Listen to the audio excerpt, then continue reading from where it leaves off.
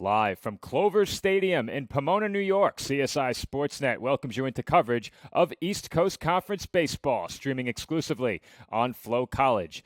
In the final game of a four-game ECC series, the College of Staten Island Dolphins take on the Spartans of St. Thomas Aquinas College. Good afternoon, everybody. My name is Joe Foreman, and this is the McDonald's pregame show. McDonald's is our scoreboard sponsor here at the College of Staten Island, and they bring you our pregame coverage ahead of every CSI Dolphins home game. And for the second time in this series, the Dolphins are the home team hosting the Stack Spartans in the Spartans' home ballpark, and CSI is hoping that today's game looks like the series opener, which was played under identical circumstances back on Thursday night. And on Thursday, it was a 20-2 Dolphins victory to open the series, but since then, the Spartans have taken each of the next two games, both played on Sunday in a doubleheader, 7-6 and 5-2.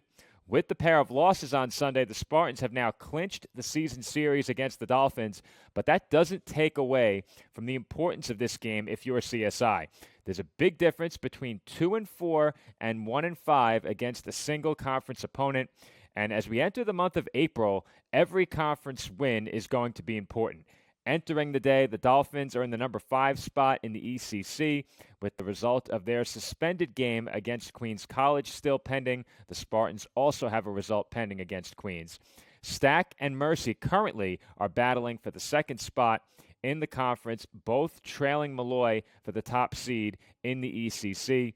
If you're a Spartans fan, you have to believe this team is capable of overtaking Malloy in what outsiders would consider to be a major surprise in the East Coast Conference. Introductions about to begin here in Pomona. We'll step off headset for just a moment and return with the rest of our pregame coverage. The Dolphins and the Spartans coming up next here on CSI Sportsnet. Joe Foreman back with you from Clover Stadium in Pomona, New York, as we get set to begin the final game of this four-game East Coast Conference series between the College of Staten Island Dolphins and the St. Thomas Aquinas College Spartans. Prior to our break and the introduction of starting lineups and the national anthem, we were talking a bit about how this series has gone so far and how important this game is for the Dolphins, despite the fact that Stack has already clinched the season series between these two teams. And if you're a fan of Stack, you have to believe this team is capable of overtaking Malloy in what outsiders would consider to be a major surprise in the ECC. As for CSI, every game is important, but as the standings are shaping up, you are likely looking at your performance against Queens and D'Youville the rest of the way, as those three teams are currently battling for the final playoff spot in the conference. Tonight, I'm up in the press box, or perhaps more appropriately, this afternoon, I'm up in the press box. We're headed into the evening hours shortly. Of course, my Sportsnet colleague, Nicholas Bavona, is back home on Staten Island as CSI softball takes the field against Malloy University in conference play. I have the call for you solo as the Dolphins take on the Spartans here in Pomona. Joined to my left by Joe Calabrese, our PA announcer, and our statistician Samantha Flecker-Silverman to my right. A crew of three, in addition to our pitch clock operator, kindly provided by St. Thomas Aquinas College in the room next door. Thank you for that. As Pat is, of course, operating the pitch clock back at home on Staten Island for softball.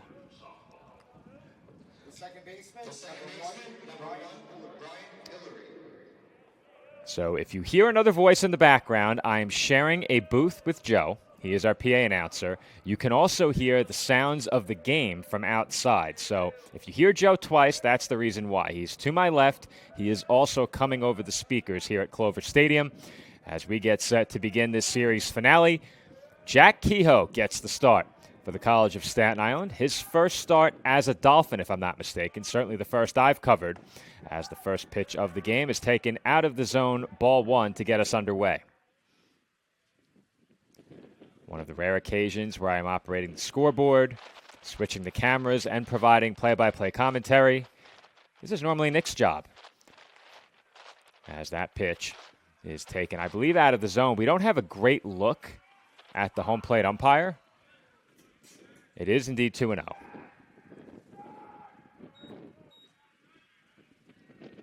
Have to sit forward a bit as that pitch is taken out of the zone, ball three.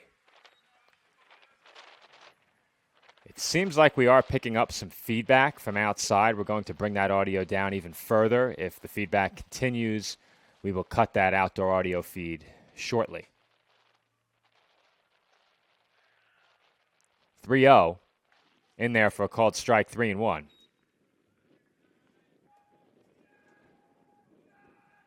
Get you the full lineups for both teams momentarily. Have to pull up our live stats. It is Ryan Hillary leading off for Stack. Count 3-1. And that pitch misses low. So the second pitch of the game was a called strike. It is 3-2. Effectively, I'm calling this game off of a monitor from inside of the press box as that's hit high in the air toward the first base dugout, and Romance does have room to make the catch just outside of the range of our backstop camera. One away here. The left fielder, number 2, C.J. Cumbo. And that will bring up C.J. Cumbo. This isn't the first time I've shared a booth with Joe this year. Admittedly, when we covered the Dolphins taking on Malloy University in Rockville Center, it was a bit tighter. Just a bit. Everyone got very friendly during that doubleheader. You didn't have much of a choice. It was a long day as Cumbo takes a strike.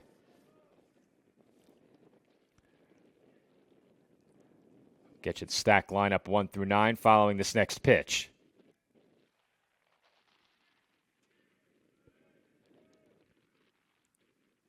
And that is taken up and away, 1 ball and 1 strike.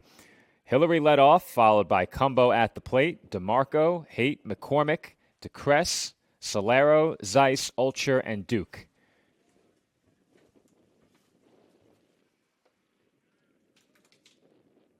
The 1-1. Forces Cumbo to turn out of the way, 2-1. Last we checked on Staten Island, the score was 3-3 at softball. We'll have updates from that matchup throughout the afternoon into the evening. As Kehoe's pitch is in for a strike, 2-2. We'll get you the Dolphins' defensive alignment shortly. Some changes from the norm out there for CSI. 2-2, fouled back, and it remains 2 balls and 2 strikes. First to third for the Dolphins, Romance, Velasquez. At shortstop, Brandon Bardick. And at third, Michael Flashner. We certainly haven't seen Flashner play third this year. I'm trying to think if we saw it last year. I think he played mostly middle infield. Also in right field today, Yandel Brito taking Jack Kehoe's normal position, as that one is swung on and missed by Cumbo for strike 3. First strikeout of the game for Jack Kehoe, and there are 2 away in the road first inning. The catcher, number 3, Anthony DeMarco. That will bring up Anthony DeMarco.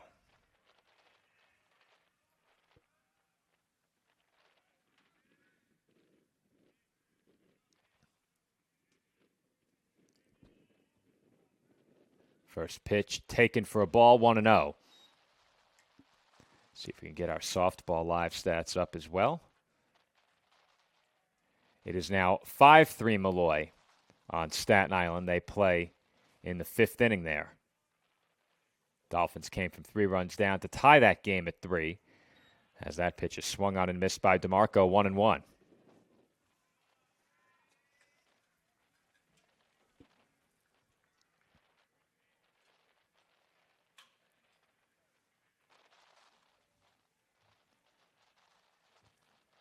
The 1-1. Taken low, 2-1. And if you're the Dolphins in this series finale, looking back at the way the pitching played out and how we had some postponements in this series, the Dolphins realistically could have went with the arms they used in Thursday's game. You had Friday, Saturday, Sunday, and Monday as rest days, as that's in for a called strike, 2-2 now on DeMarco. But the Dolphins did have the option to go back to their Thursday starter, Mikey First. You had Aiden Keelty work 4 innings in that game. He pitched well. Dolphins only allowing 2 runs. They scored 20. But instead, it's a first-time start for Jack Kehoe, as that one is sliced foul ground and out of play in the seats down the left field line. And you'd have to think that you get 2, maybe 3 innings out of Kehoe, your normal closer. And then beyond that, you do have First and Keelty to go to in relief. We'll see if that's how things play out. As that's hit well, deep to right field. Brito looking up, and he will watch that one sail out of here. It's a solo home run for Anthony DeMarco, and that will put the Spartans on the board for the first time as DeMarco opens the scoring with a solo shot. It's 1-0 Stack.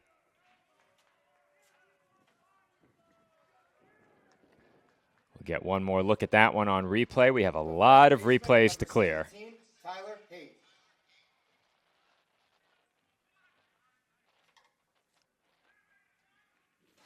We actually don't have our East Coast Conference replay transition on this machine. We're using my personal laptop to stream this game, as that one is fouled back by Tyler Haight, 0-1. Let's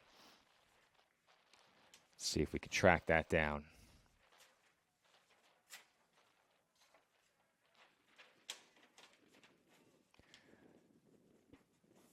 The 0-1 fouled away again, 0-2.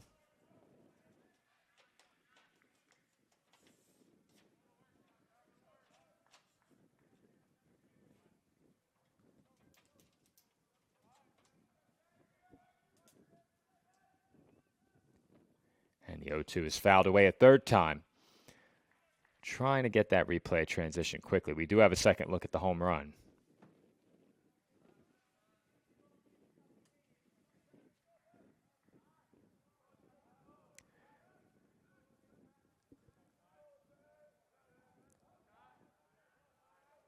Another 0-2. And it looked like Kehoe thought he had that one, but it just missed. 1-2. Get you one more look at that solo home run by DeMarco heading into break. 1-2 the count on Haight. And he hits one the other way, deep to right. Brito on the warning track has room in front of the short porch, and that will do it for the Spartans in the first inning.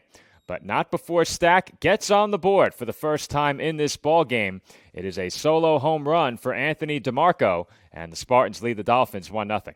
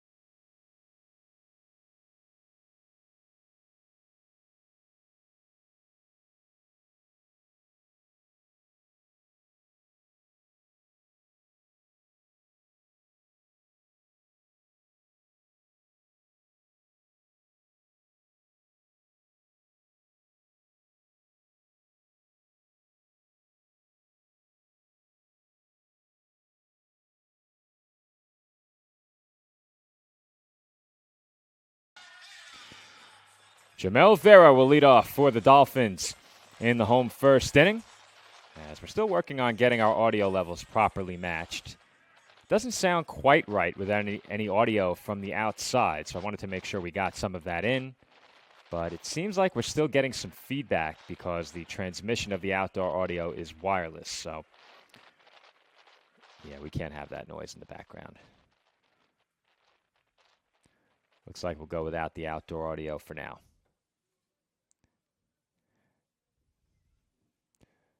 Count 1-1 on the Dolphins center fielder Vera. Had quite the day on Thursday as that's hit to the right side. And it's booted at second base. And Vera is on following the error by Ryan Hillary. A routine ground ball hit right at the Spartan second baseman results in the first error of the game. The third baseman, number 3, Michael Flashner.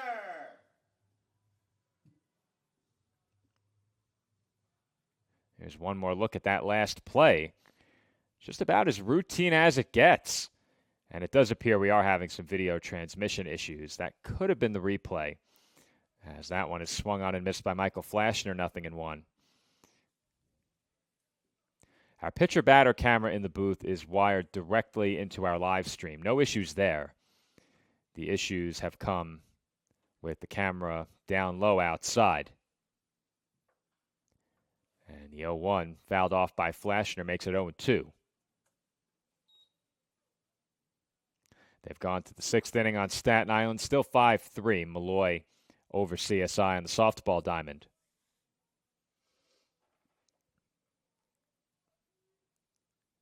Nothing in 2 on Flashner. And he takes inside as they give Vera a look over at first base.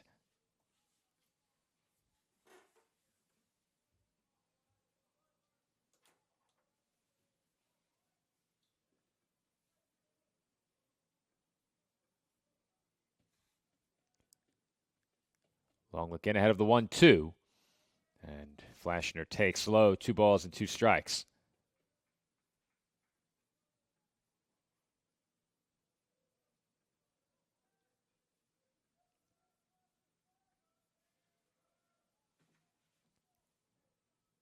Two and 2.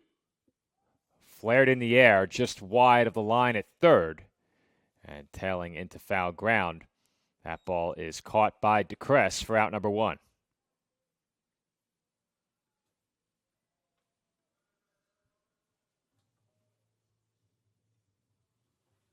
The first baseman, number 44, Jason Romance.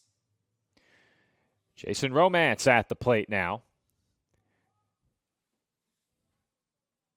Romance getting the start at first base, batting third. Has Vera on first, 1 out in the inning. And Romance looks at a strike, 0-1. This ballpark has been friendly to Romance. Homered here earlier in the season. Had a double that put a dent in the left field wall during the series opener on Thursday. And that breaking ball is in for a strike. Romance didn't think so.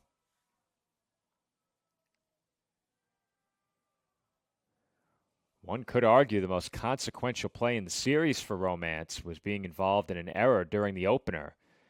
That opened the floodgates as the Spartans came from behind against the Dolphins. And had the Dolphins won that game, as that one is grounded foul just wide of third, but had the Dolphins won that game, this game would be played for the season series, or at the very least, if you're the Dolphins, an evening of the season series, and the Spartans would have a shot to win it. But Stack has already clinched the season series. They've won 4 out of the first 5.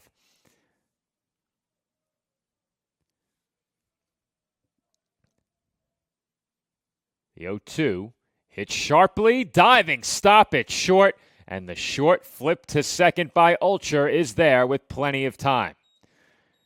A great play by the Spartan shortstop brings the first inning to a close. The Dolphins trail 1-0 as we head to the second.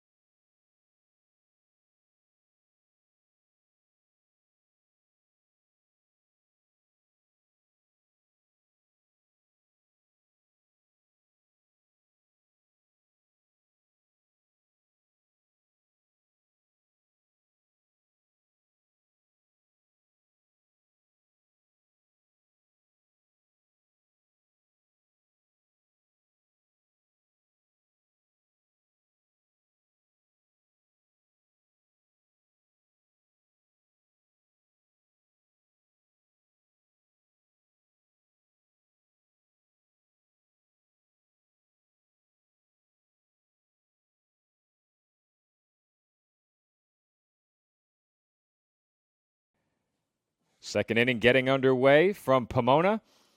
Jack Kehoe back to the mound for CSI. They trail 1-0. And the second inning opens with a big swing and miss. 0-1 the count on Joshua McCormick.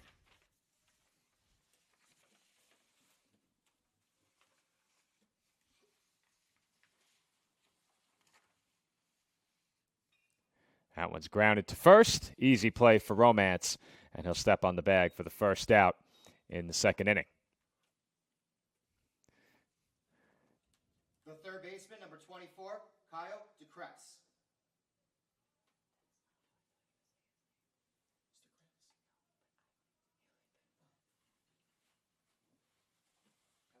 I'm communicating with Nick back at home. He is managing our softball stream, and I'm being told that right now there is a backlog of well over 3 minutes there, and that he has been unable to keep us online. There's really nothing he can do. Not sure if anyone from softball made their way over to the baseball stream, but if you're trying to watch both, that is the issue we're having on Staten Island. We just can't stay online. My assumption, they have a nice crowd for a 3 and 5 o'clock doubleheader. The more people get on that Wi-Fi, the more impossible it becomes to sustain a live stream. What I'm going to tell Nick to try is to stream off of a hotspot so we can use a cellular hotspot and try and keep him online there. But if I go silent for some time, that is the reason why. Communicating with Nick back on Staten Island. That one is smoked through the left side and into left field for a base hit. Kyle DeCrest on with a 1-out single. The center fielder, number 22, Alex Solero. That will bring up Alex Solero. As we get one more look at that swing by DeCrest, that ball exited the frame expeditiously. I have to give credit where it's due for that one. That's a signature of our camera operator and pitch clock operator, Pat. He's back on Staten Island for the softball doubleheader. Solero ahead 1-0 after Kehoe missed with the first pitch.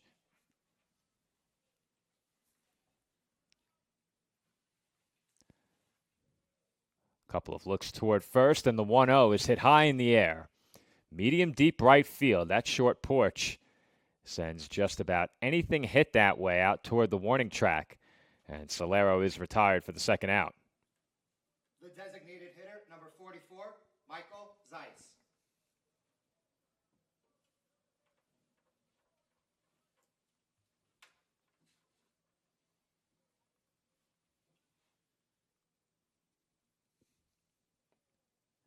Michael Zeiss at the plate now.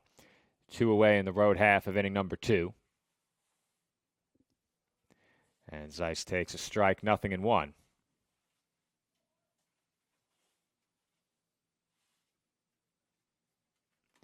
DeCrest the runner at first, 2 away for the Spartans in the top half of the second inning.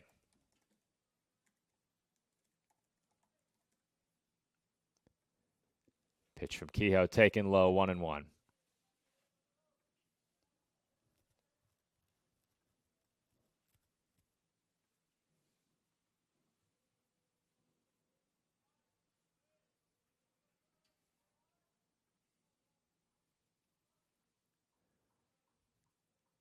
Kehoe looking toward first a couple of times once again, and he will throw over.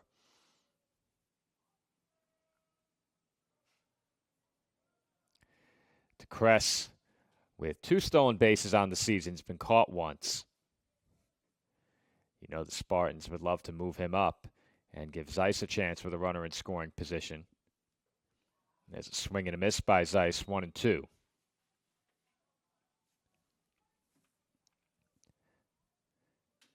Zeiss comes in hitting at .340 in 53 at-bats. Already 17 runs batted in. The Spartans have outscored their opponents 156-23 this year. And we're still in the month of March as that one's fouled away. Not for much longer, though. About 7.5 hours here on the East Coast.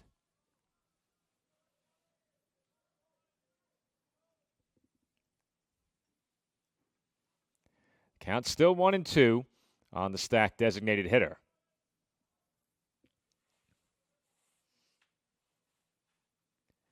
Pitch on the way, taken low, 2 balls and 2 strikes.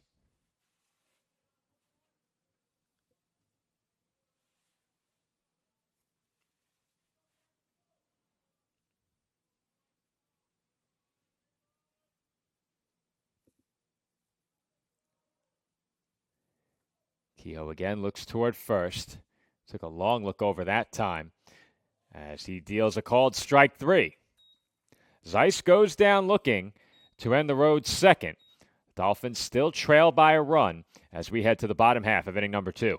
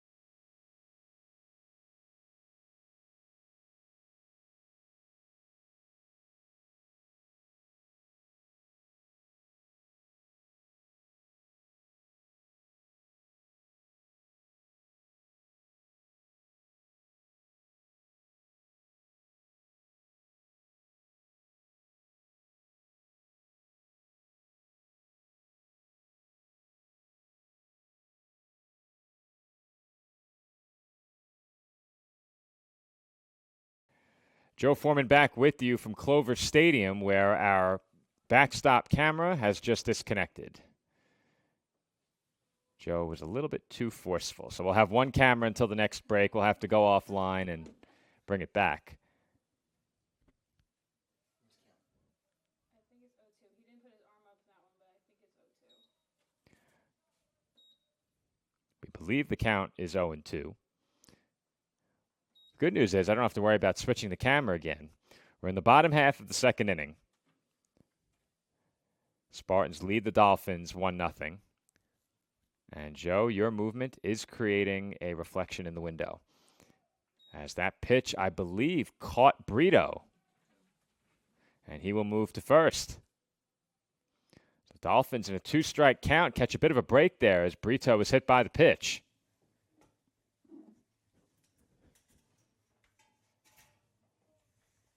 The pitcher, number 38, Jack Kehoe.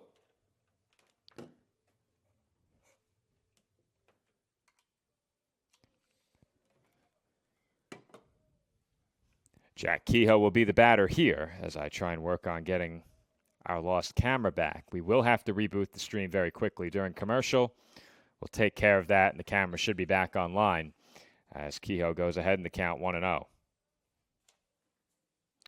Keep in mind, without our second camera, if the ball is put in play, we will have to keep it pitcher-batter for now. We have the entire right side of the infield as that is hit well out to right field on a line for a base hit.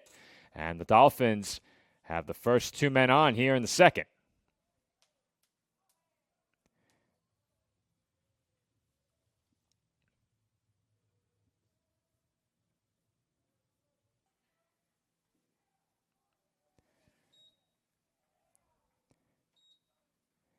And we are back from Pomona, where our camera feed has been restored, and the Dolphins have taken a 3-1 lead on a 3-run homer by Jaden Waterman. The crew very upset with the timing of our camera outage, but unfortunately the tech failed at the wrong time. Catcher number 28, Ryan Ortega.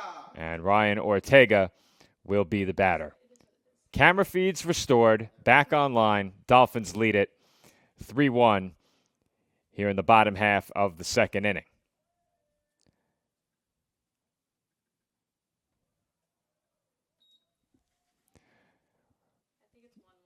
Count 1-1 on Ryan Ortega. Clear the bases as well, even though those were not marked in our live stream.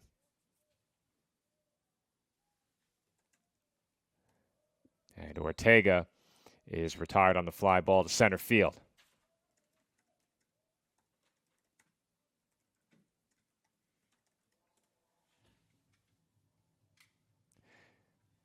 The second baseman, number 5, Julian Velasquez. One away in the inning for the Dolphins, and Julian Velasquez will be the batter.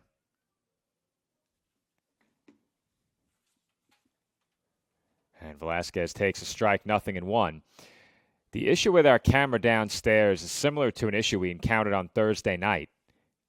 The feed trying to get through the closed window, just not cooperating. Though it's been much more steady early in this game.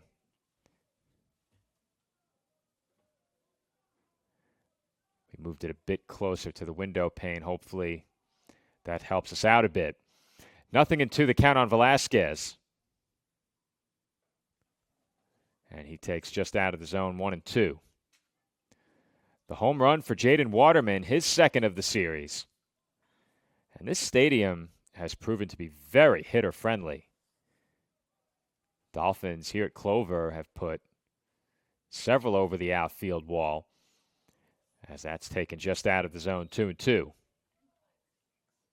Meanwhile, on Staten Island, they have a one-run game. I think we got Nick back online. It is 5-4 Malloy over at softball, as the count runs full on Velasquez, 3-2. Quality at bat here for the Dolphins' second baseman. Still just one out in the inning. The Dolphins lead it 3-1. This a single 9-inning game to wrap up the series. As that pitch hit Velasquez, and he wears it proudly as he beats his chest. Dolphins have a one-out base runner.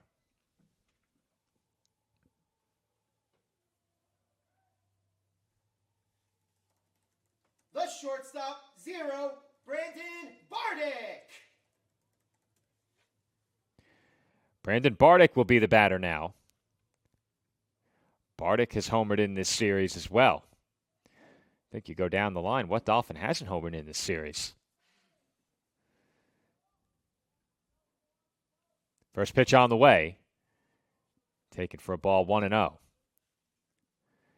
And through our attempt to get online and get everything situated, we did not get the line for Sean Duke. Though I did say I gave the stack lineup 1 through 9. Effectively, it was 1 through 10, as that pitch is in for a strike, 1-1. Duke, of course, not batting.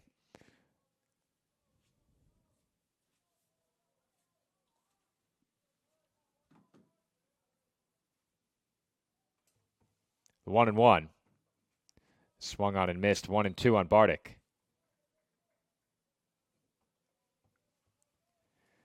Sean Duke on the year in 10 innings has allowed 11 hits and 6 runs, all of those earned. He's walked 6, struck out 8, and has pitched to a 5.4 ERA with a whip of 1.7.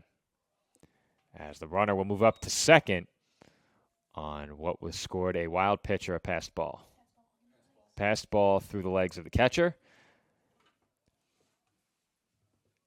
If I stay seated on my stool without leaning forward, I cannot see any of the batter or any of the umpire or catcher. That's what we have the monitor for. 2-2 the count on Bardick. And he takes out of the zone for ball 3.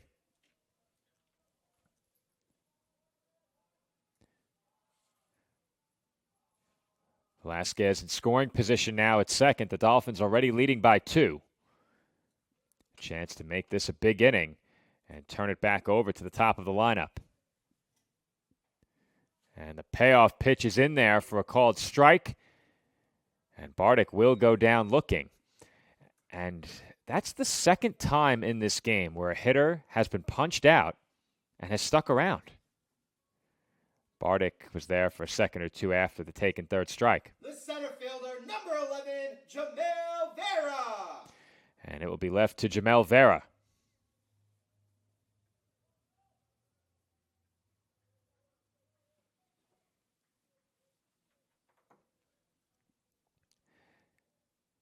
Vera reached on an error to open the game, and he hits one to the right side a second time. Hillary able to make the play on this occasion. Vera is retired, and the Dolphins are held to just 3 in the second inning. It's a go-ahead 3-run blast off the bat of Jaden Waterman to put the Dolphins in front for the first time today. We head to the third. Our score, Staten Island 3 and Stack 1.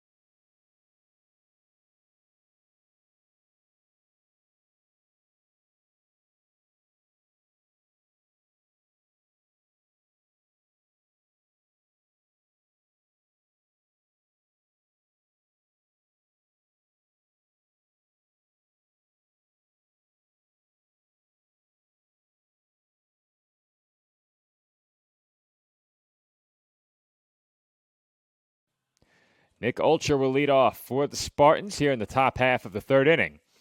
Stack trailing CSI for the first time today, and Kehoe wastes no time drilling Ulcher with that pitch.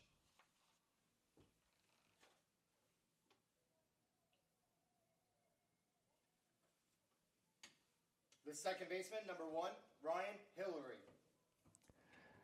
That will bring up Brian Hillary as the Spartans send it back to the top of their lineup. Hillary very quickly representing the tying run at the plate. And that pitch skips in for a ball 1-0.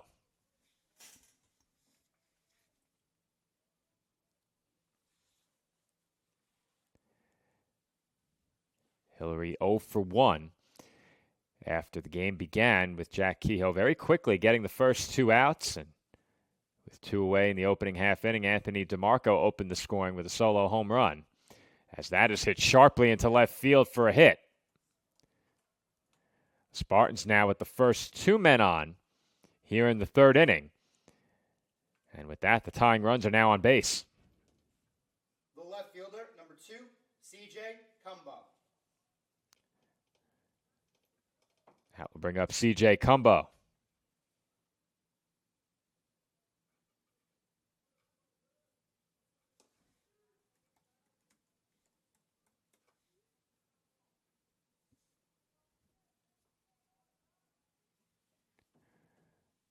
Dolphins bringing the corners in here, expecting a bunt as Cumbo swings away. Cumbo, a hitter that probably is not asked to bunt too often. Comes in hitting .348 with a team-leading 26 runs batted in. One of two Spartans with 5 home runs on the year. The 0-1 taken out of the zone, and even with that first pitch swing, the Dolphins still had the corners about halfway on the 0-1 pitch. They'll back up to standard depth here on 1-1. Would they try it now in a one-strike count? They will not, and Cumbo hits one deep to left center over Waterman's head. It one-hops the wall, and that will tie the game. 2 runs in to score. Cumbo headed for third, and he slides in safely with a 2 RBI triple. Just like that, the Spartans have gotten back even. We're all knotted up at 3. The catcher, number 3, Anthony DeMarco. And that will bring up Anthony DeMarco, who has already homered in this game.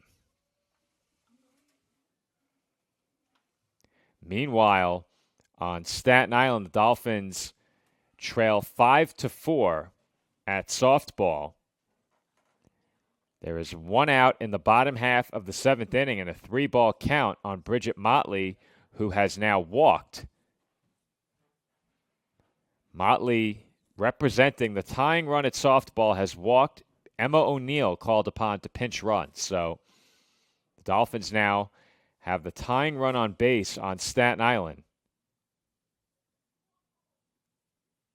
However, that live stream simply not sustainable right now with the internet connectivity over at softball. A conference at the mound breaks up with a go-ahead run now at third base. Still nobody out here in the road 3rd inning.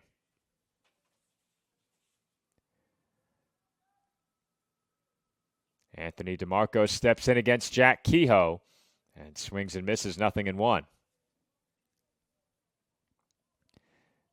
Stack with 3 runs on 4 hits and 1 error in this game. The Dolphins 3 runs on 2 hits, no errors. And Kehoe once again gets a swing and miss from DeMarco. It's 0-2.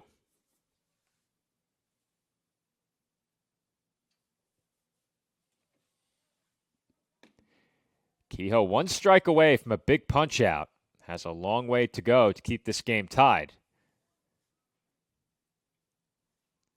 And that pitch skips in, blocked by Ortega, 1-2.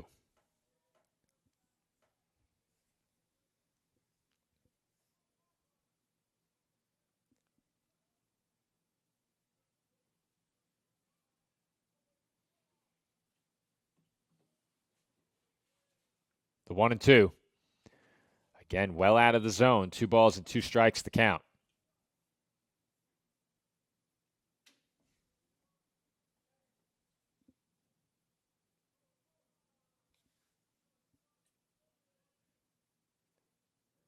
All it would take is a fly ball to get the run in, and that certainly will not do it. DeMarco, I believe, was trying to say he got a piece of that one, but his protest to no avail. It's a big strikeout for Jack Kehoe, and there's now 1 away in the inning. Number 17, Tyler Haight.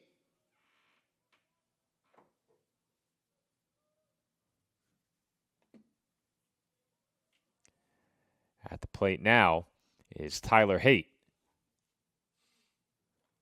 And on the half swing, he fouls the first pitch back, 0-1.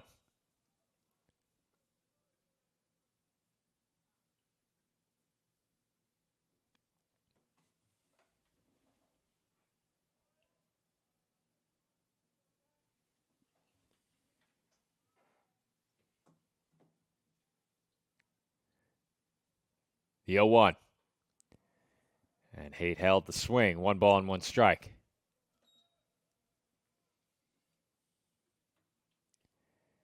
Haight is 0 for 1 at the plate. Bats in an RBI spot here. Has to put this ball in play. The Dolphins with the infield back are conceding a run on a ground ball. And that is a deep fly ball, foul territory down the line and out of play. The count now 1 ball and 2 strikes.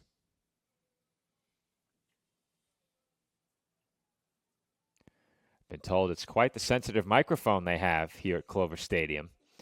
Joe's about 5 feet to my left. He's not that close as to be picking me up on his microphone. A broadcast microphone I could see, but not a public address microphone. As Haight takes outside 2-2. I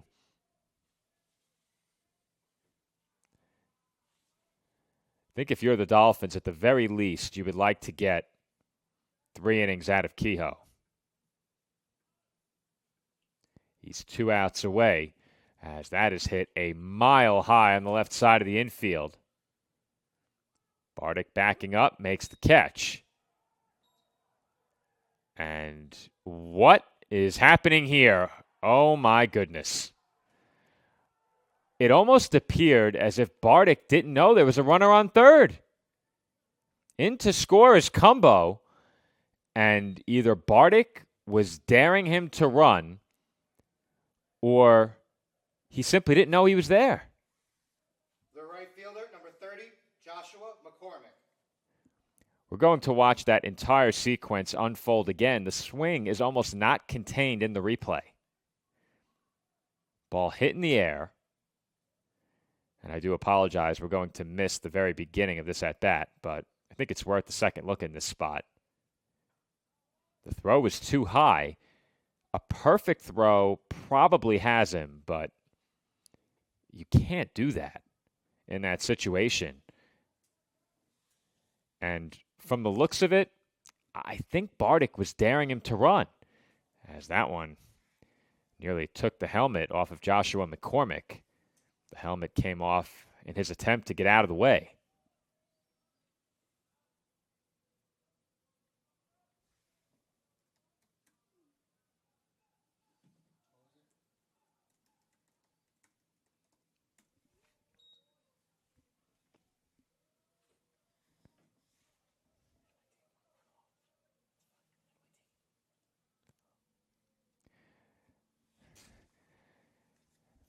Trying to help Joe with the scoreboard here at baseball. I'm trying to help Nick with tech support on Staten Island. We are stretched thin as that's hit deep to right.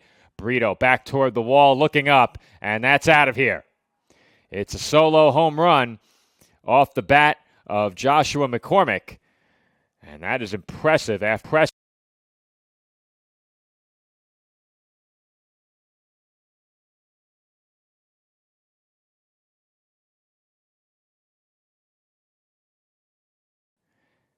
After he was nearly taken out by a ball up and in.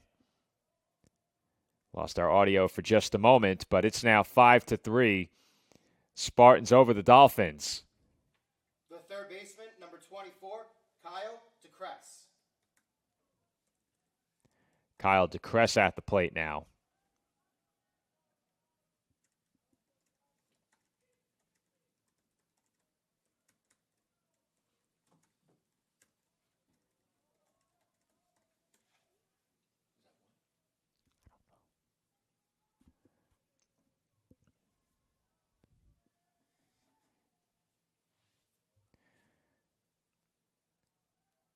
Pitch on the way to DeCress, and he takes outside.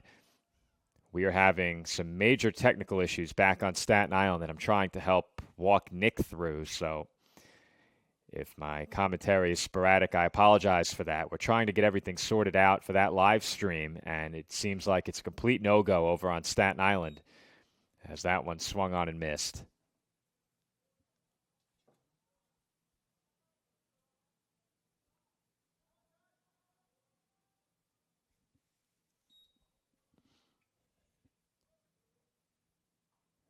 That one sliced foul.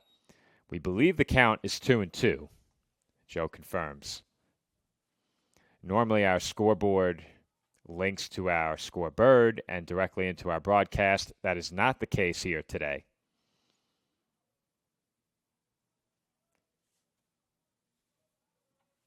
Two and two. Fouled back again.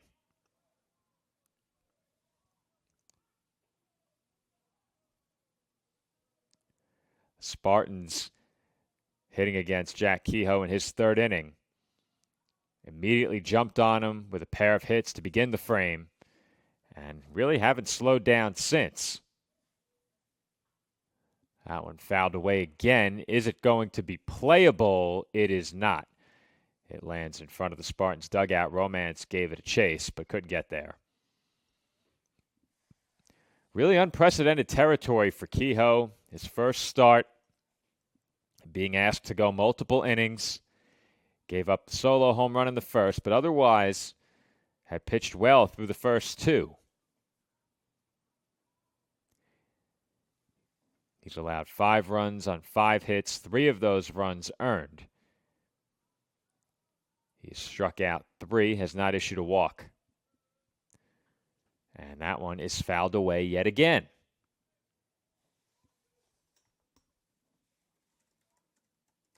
Also, in the midst of technical difficulties, Nick informed me softball headed to extras. It is a game-tying hit to send that game to the 8th inning on Staten Island. As DeCrest takes low and in, 3-2. So for those looking for softball, we apologize for the lack of internet at the softball complex. Unfortunately, nothing Nick can do about that.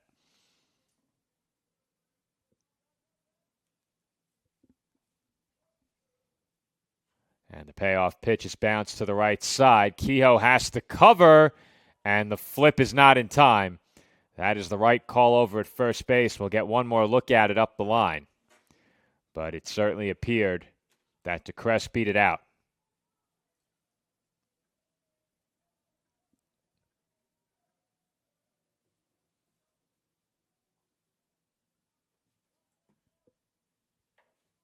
The center fielder, number 22, Alex Solero. Alex Solero to the plate here as we get one more look at that last play.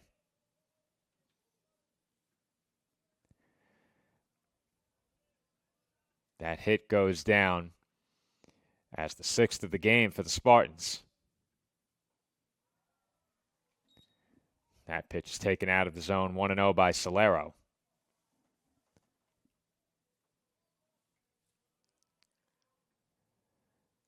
Solero 0 for 1. Dolphins just hoping that Jack Kehoe can get them one more out here. I would suspect he doesn't go beyond 3 innings, as that is bounced foul, 1-1.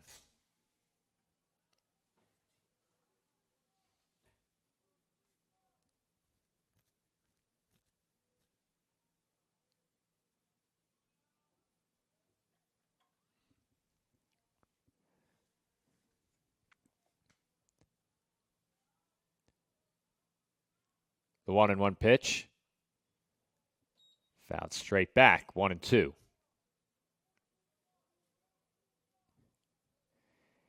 Kehoe now within a strike of bringing the inning to an end here.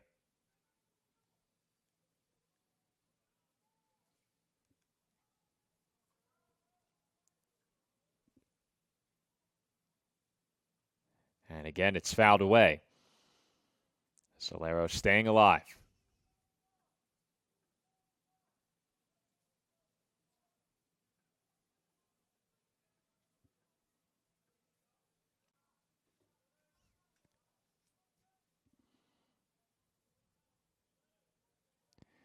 Kehoe comes set and looks toward first.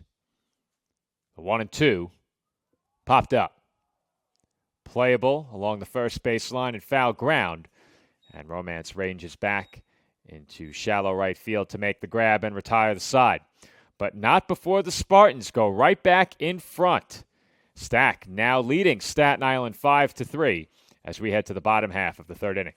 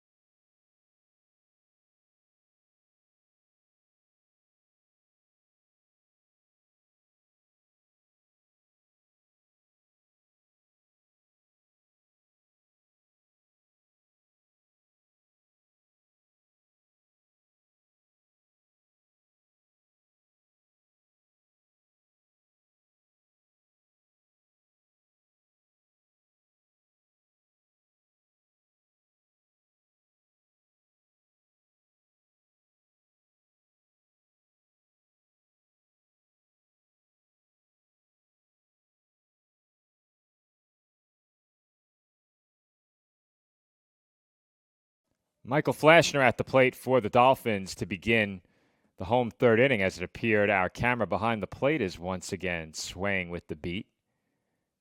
Not exactly sure what is happening down there. I think the wind is taking our camera back and forth. Fortunately, Joe and I provided it some support, but I'll have to keep an eye on that. That is not good. As that one is hit in the air, left field. And the catch is made out there in left by C.J. Cumbo.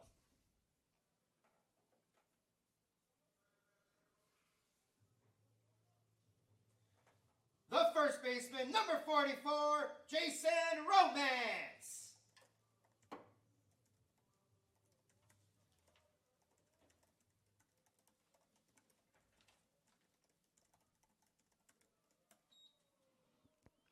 Jason Romance at the plate now, behind 0-1. I'm currently communicating with the crew back on Staten Island once again, trying to get them online and get everything sorted out. But we must have a great crowd at softball today because we have not had a live stream where we couldn't get through a full broadcast at 7:20:30. For those who are a bit more tech savvy, they'll understand that jargon, but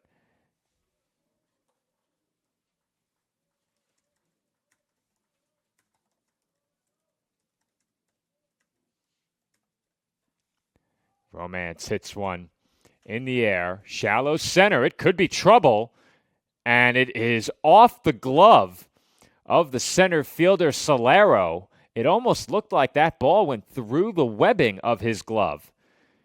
It's going to be a Spartans error, their second of the game, and the Dolphins have a one-out base runner. The right fielder, number 27, Yandel Brito.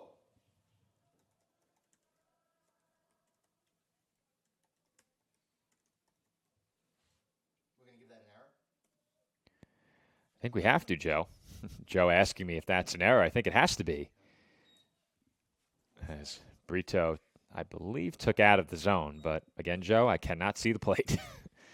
This is such an odd setup up here in the press box. And we've had this issue before, as that's hit the other way by Brito. And it looked for a moment as if McCormick was struggling to find it, but he does make the catch. Romance holds at first, and Brito is retired.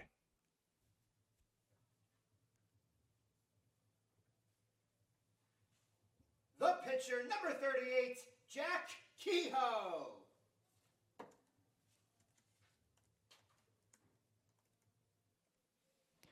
Jack Kehoe, the batter now. Romance, the runner on first, 2 outs as Kehoe grounds one to second, and they'll go the short way to force out Romance at second base. Ultra covering, and the side is retired. Dolphins strand one as we head to the fourth inning. It's still a 2-run ball game. Stack over CSI, 5-3.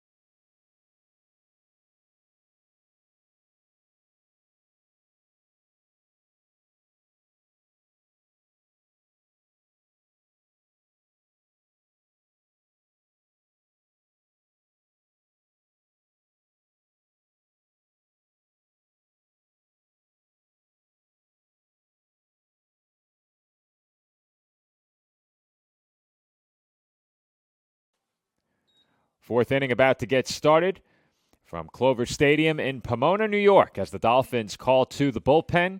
As expected, Aiden Keelty, one of the available arms who pitched on Thursday, is the first man out in relief for CSI. They trail 5-3. First pitch of the inning is in for a called strike. 0-1, the count on Michael Zeiss. Make it 1-1 on Zeiss. That one's popped up on the infield right side.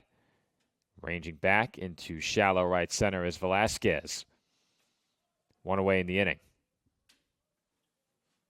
The shortstop, number 5, Nick Alcher. That will bring up Nick Alcher.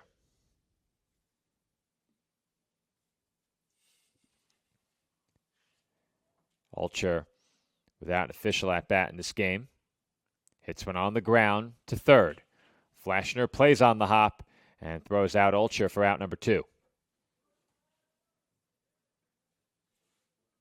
The second baseman, number 1, Ryan Hillary.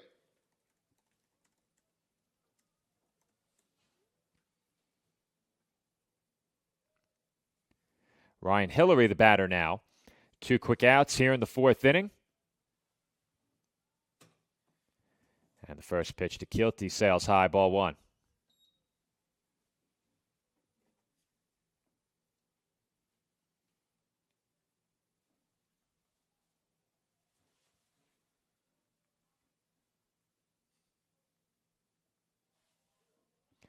And there's a called strike. Count 1-1, at least I believe it was. Still trying to communicate with Nick. Nick broadcasting softball on Staten Island, where the Dolphins walked off for their third straight conference win. As Vera has to watch that one fall in front of him. It's a 2-out base hit. And the inning continues. Second hit of the game for Hillary. The left fielder, number 2, C.J. Cumbo.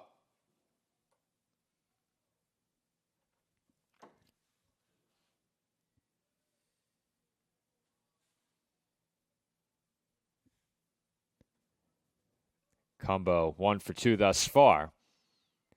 Had a 2 RBI triple and struck out in his first 2 at-bats as he takes high. So for those who were trying to follow softball and could not, the Dolphins win via a walk-off base hit in the 8th inning, 6-5 over Malloy.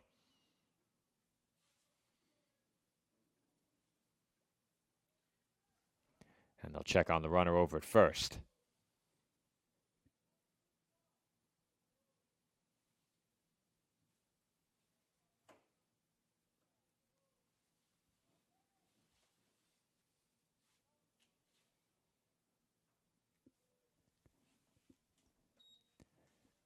Count now 2-0 here.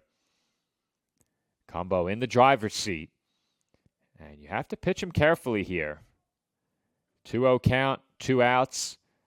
A power threat. This is a time where hitters in his situation and circumstance like to take a big swing. The 2-0. Breaking ball out of the zone, and that's a good shown sign of respect there from Aiden Keelty. Breaking ball on a 2-0 count with 2 outs. That just goes to show you he knows how dangerous Cumbo is.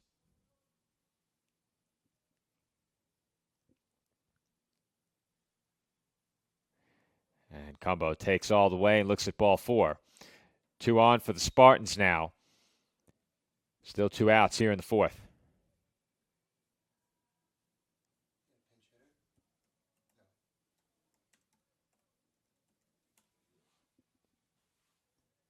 The catcher, number 3, Anthony DeMarco.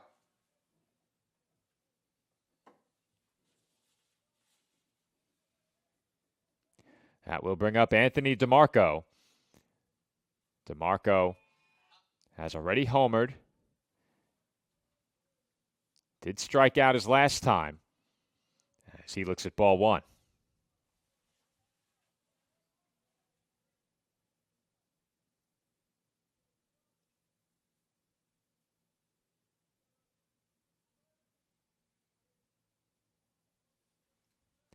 Keelty comes set, looks towards second and delivers the 1-0. Upstairs, ball 2.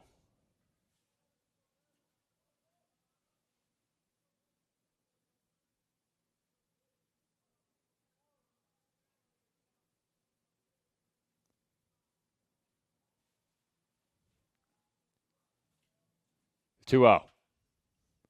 Breaking ball was smothered by Ortega. He just could not keep it within range of the plate. Both runners move up, and there are now 2 in scoring position, 2 outs, and a 3-0 count on DeMarco.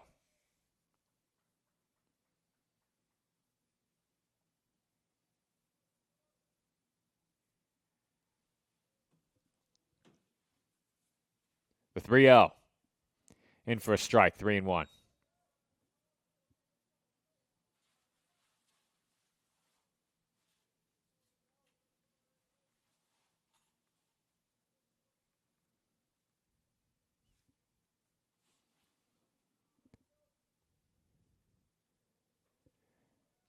And that pitch is taken for ball 4.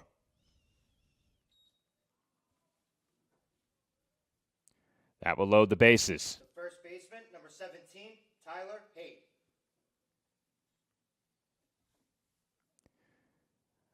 Conference at the mound here with the bases loaded and 2 outs. And with that, I'm going to step off headset for 30 seconds. We'll be right back.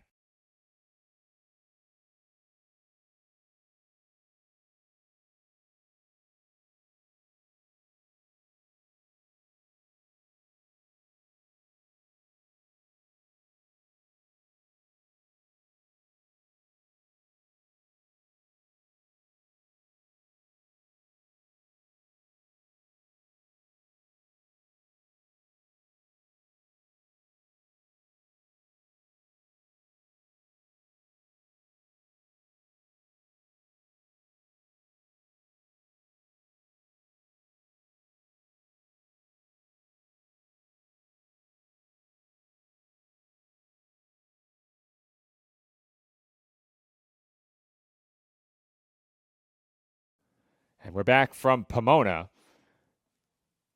Bases loaded, 2 outs in a big spot, as they are going to say that he went around on that swing, 0-1. Tyler Haight 0 for 2 thus far. Can erase the memory of that 0 for very quickly with one swing here. And the 0-1 is bounced on the ground toward the middle. Bardick flips with the glove, and Velasquez covers at second for the final out of the inning. A huge play in the hole up the middle by Brandon Bardick, and the Dolphins keep it a 2-run ball game. We head to the home half of the 4th. Stack over CSI 5-3.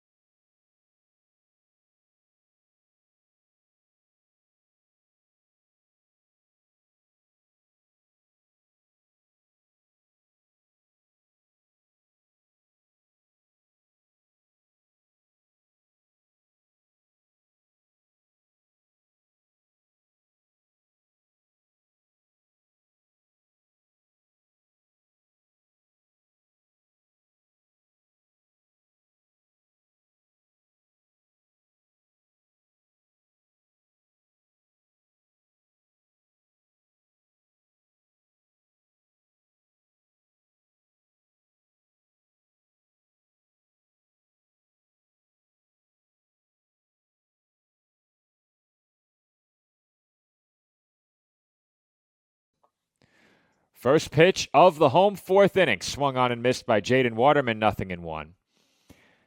After several lengthy breaks for communication with the crew on Staten Island, I think we have everything sorted out with the live stream over there. So the Dolphins win in walk-off fashion, Game 1 over at Softball. Final score 6-5. It is 5-3 here in Pomona. Joe Foreman on the call covering CSI Dolphins baseball. Nicholas Pavona covering softball back at home. I think this will be the last time I have to divert my attention to the stream on Staten Island. Let's hope so. 2-1 the count on Jaden Waterman, and he fouls that one back 2-2. Waterman homered while we were forced to step away to get one of our camera feeds back a bit earlier in the broadcast. The 2-2 forces Waterman to back off the plate 3-2.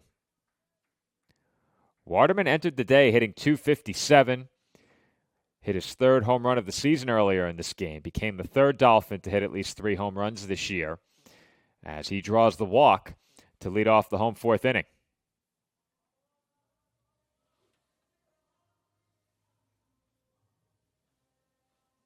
The catcher, number 28, Ryan Ortega.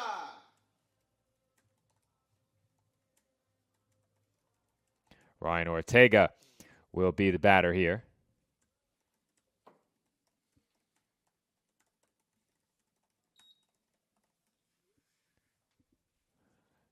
First pitch to Ortega, strike 0-1. Ortega comes in hitting .354. So far is 0 for 1 at the plate. Dolphins with a leadoff base runner here in the fourth. Have Ortega representing the tying run as he goes behind 0-2.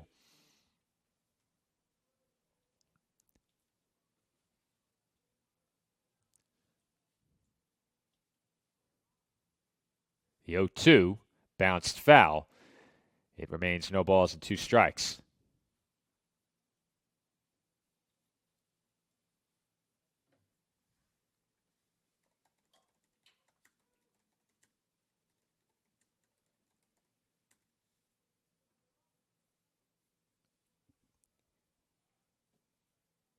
Long look in ahead of the 0-2, and Ortega is forced to back off the plate. Count 1 ball and 2 strikes.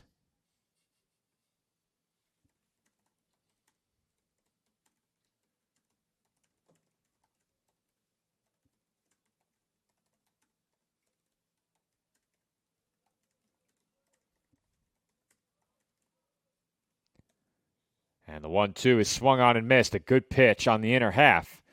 And Ortega swung through it for strike 3.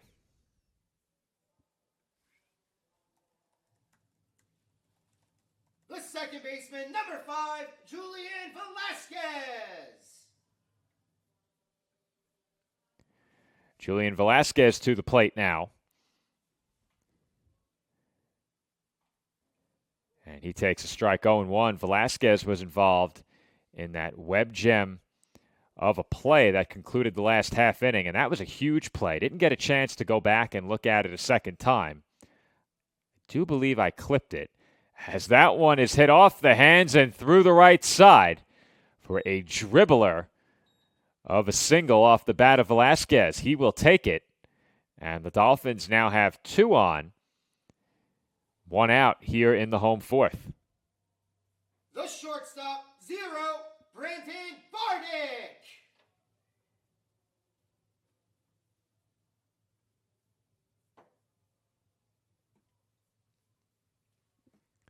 It's going to be a conference at the mound here for Stack, and very possibly a pitching change. If there is a change, we'll step aside and take a quick break. The Dolphins, facing a 2-run deficit, do have the tying runs on base, and it does not appear as if a pitching change is imminent in this spot.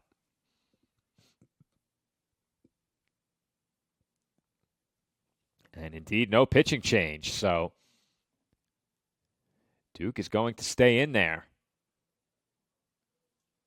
Thus far, he's allowed 3 runs on 3 hits, all of those earned. He's walked 1 and struck out 2. Unofficially, we have him at 57 pitches, which is probably about right. Brandon Bardick, the batter. 2 on, 1 out. Dolphins trail by a pair, and Bardick hits one the other way. Falling fast, it's down in right field. The runners had to hold and make sure that ball got down as Bardick singles to load the bases. The center fielder, number 11, Jamel Vera. 4th hit of the game for the Dolphins. And Jamel Vera has a chance to do some major damage with the bases loaded in a 2-run ball game. First pitch on the way, taken for a strike, 0-1. Vera is 0 for 2 at the plate against Duke thus far. And that one is grounded through the right side for a base hit. That will bring home 1. Will it bring home 2? Yes, it will. Could it bring home 3? Not quite. As that throw did get away, it does remain contained in the field of play, and that's big. As it's a 2 RBI game-tying single for Jamel Vera. We're even at 5. The third baseman, number 3, Michael Flashner. Michael Flashner to the plate now, and that will prompt a pitching change. So with a lefty in the bullpen, the Spartans will make the call down to the right field bullpen, and a new pitcher will come on for the Spartans following this break. Our score, even at 5 as we play on here in the bottom half of the 4th inning. Dolphins have the go-ahead run at third base and are threatening for much more than that as we play in the home half of inning number 4.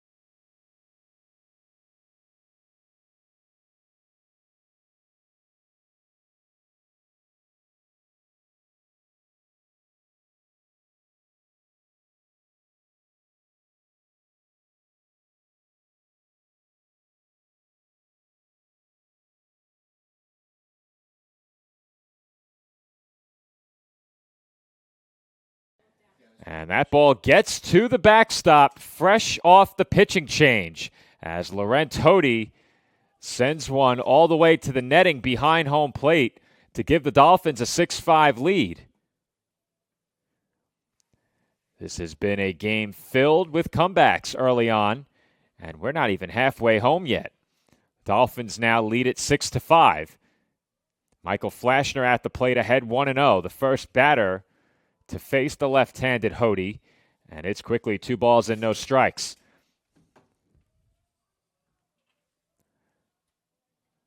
Three runs home here in the 4th inning for the Dolphins. The infield in for the Spartans as Flashner takes a breaking ball out of the zone, 3-0.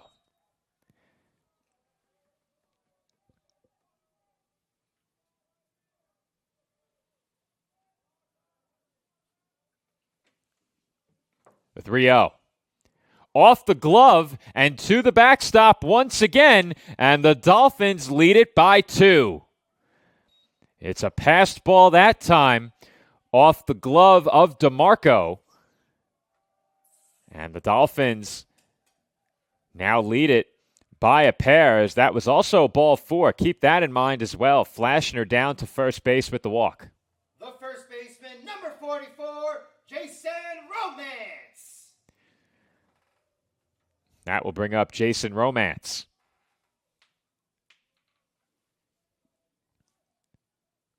First pitch to Romance almost got away. They throw behind Flashner, and he's back in safely.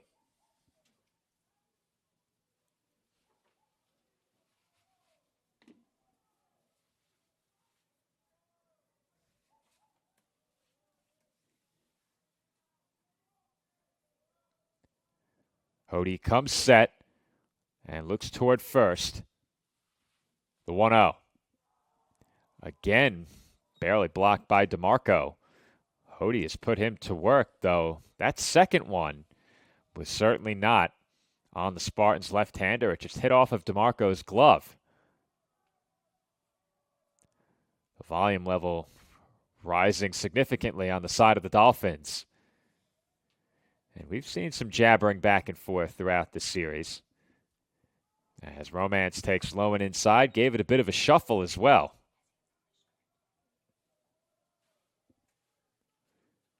It's 3-0 now.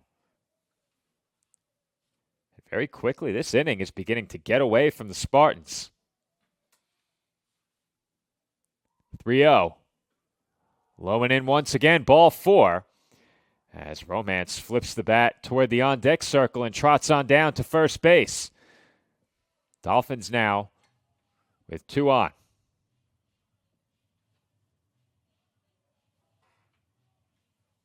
The right fielder, number 27, Yandel Brito.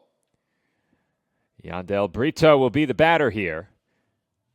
As with Joe and I sharing a room, I did not suspect for even a second that I would get picked up by the public address mic. Apparently that's a problem. If this was a doubleheader, game 2 would be called outside, but we're not moving now. Apparently I was blaring loudly. Interesting. I'd love to know what happened when that run scored from third on the pop-up behind shortstop. Oh, boy. Don't need that blaring over PA. First pitch to Brito. Just missed. How sensitive is that microphone? It's so sensitive. I don't think you understand. Wow. I heard everything you're saying like as if you were on the mic. That's crazy. That's incredible. As Brito just got out of the way, it nearly hit him.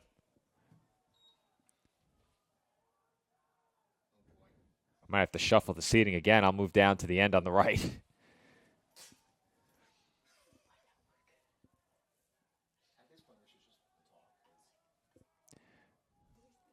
2-0 the count on Brito.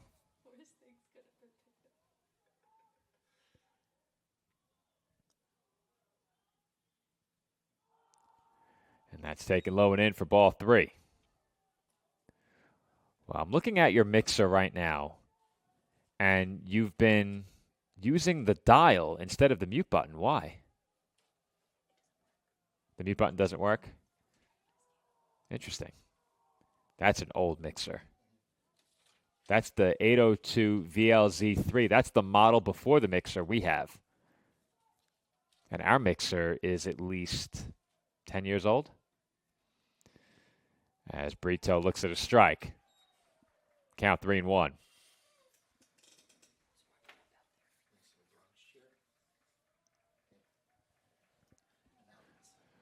Runners on first and second for the Dolphins. 1 out in a 2-run ball game.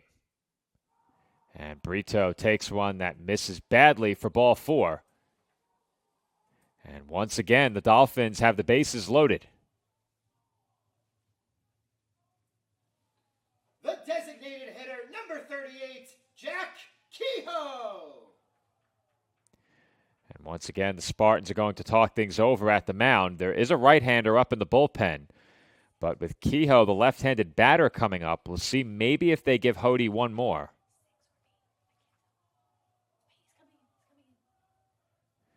And we are going to have a pitching change. So rather than have the crew talk over me, we're going to step aside and take a quick break. We can use our speaking voices now. The score, the Dolphins 7 and the Spartans 5. 1 out, bases loaded here in the home 4th inning.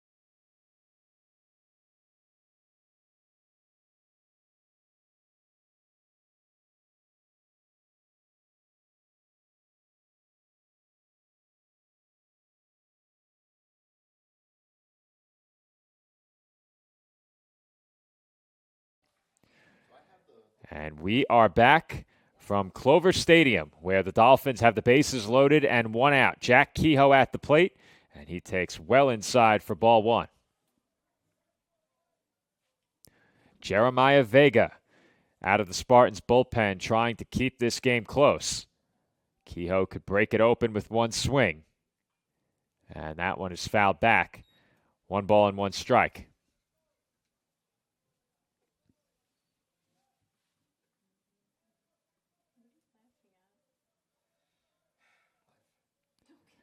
The inning began with a walk to Jaden Waterman, followed by a strikeout of Ryan Ortega.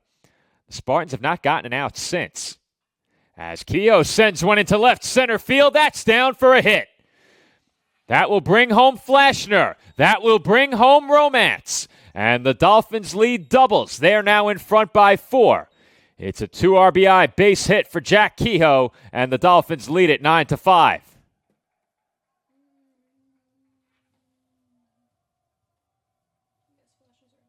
The left fielder, number 1, Jaden Waterman.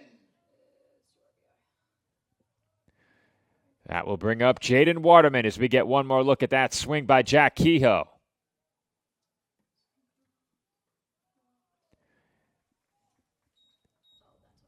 Waterman behind 0-1. But I mentioned before, Waterman began the inning with a walk.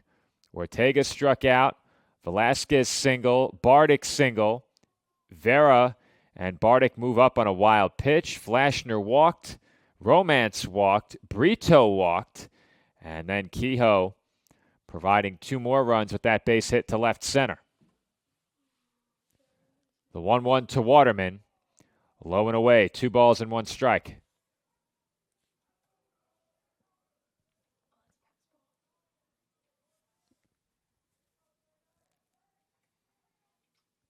The 2-1. Taken for a strike, 2-2.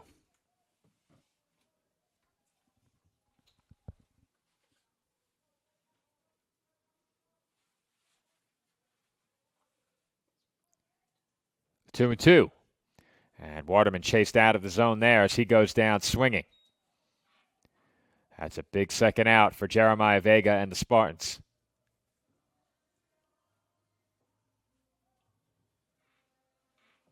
The catcher, number 28, Ryan Ortega. That will bring up Ryan Ortega. And he has the chance to do something you don't see very often as that's bounced toward third.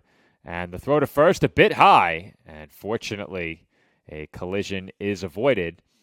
And as I was about to say, Ortega had the chance to do something you don't see very often, recording the first out and the third out. And indeed, he is both the first and third out of the inning. However, his team now leads it by 4. The Dolphins go in front here in the fourth, our score. 9-5, Staten Island over St. Thomas Aquinas.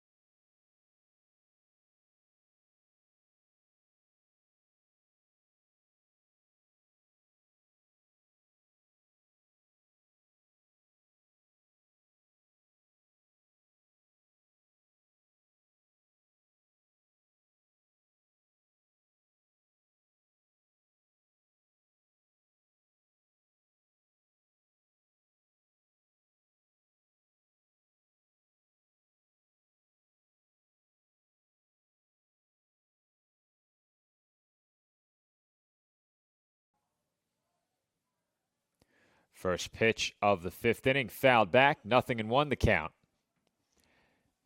At the plate for the Spartans is Joshua McCormick.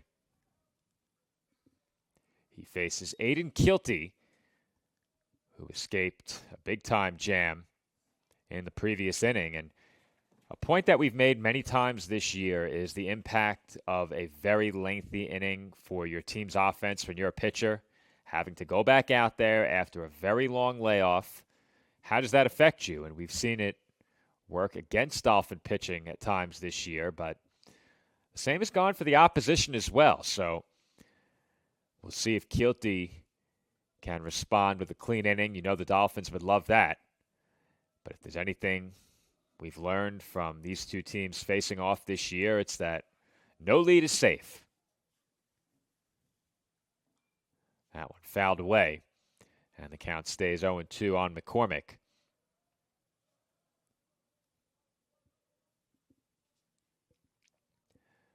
Dolphins opened this series with a lead that was effectively safe for the entire game.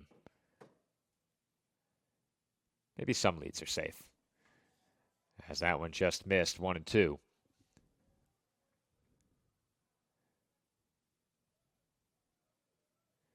Covering the ECC this year and the games we've broadcast here on Sportsnet with Nick and I on the call, every one of those has seen at least one team reach double figures in runs.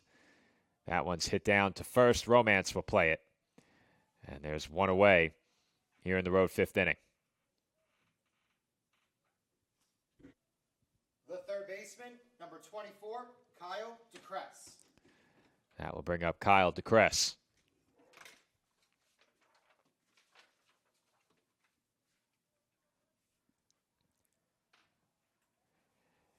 DeCress 2 for 2 at the plate, and he takes a strike, 0-1.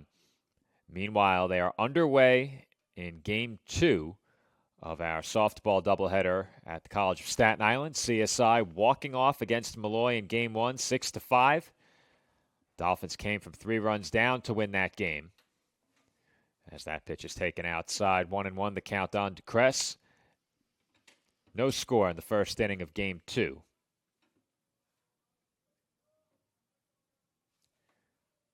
Thanks to an anonymous benefactor, they now have working internet on Staten Island, as that's taken low and in 2-1. All checks can be made out to PDF Sports Network, LLC, for courtesy internet access. Shameless self-plug right there. There's a breaking ball out of the zone, 3-1. It's also a great time to let our audience know that Nicholas Bavona and I are the voices of the New York State Little League Baseball Championship. You can catch that this summer over on YouTube at the PDF Sports Network. We have a lot of fun during our week-long coverage. We say it every year, and it comes closer and closer to becoming a reality with each passing season. How many future Dolphins will we cover in that event? Certainly a possibility. We could see some future Dolphins if Nick and I are in the broadcasting business long enough. I think Little League is 11 and 12 years old, so we have at least another 3 or 4 years before the players that took part in that event during our first season would be looking at colleges. Count full here. 3-2 on DeCress.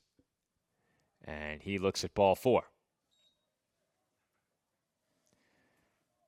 You have to be careful calling ball 4. Center fielder, number 22, Alex Solero. Careful indeed, because Nick and I have been caught assuming one too many times this year, and I think Nick would argue it's been more me caught assuming, considering I'm the play-by-play. I'd argue he should help me by hitting the mute button before I make a mistake. Showing bunt here is Alex Solero as he looks at a ball 1-0.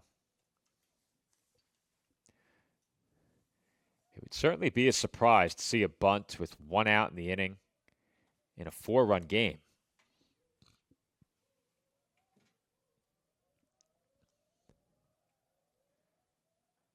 No bunt shown there. Solero swings and misses 1-1.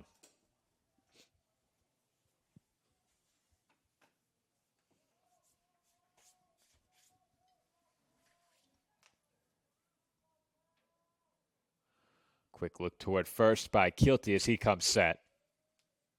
The 1-1. Up and away, 2-1.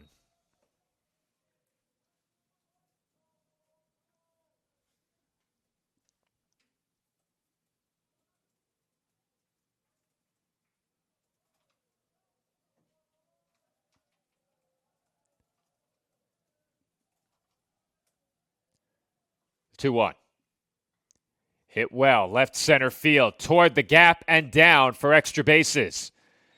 DeCress headed for third, will stop there.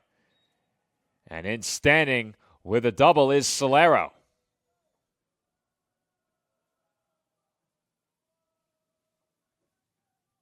The designated hitter, number 44, Michael Zeiss. That will bring up Michael Zeiss. And we have to pause with every batter announcement as to not come over the PA. I'd love to be in the room next door, but that door is locked.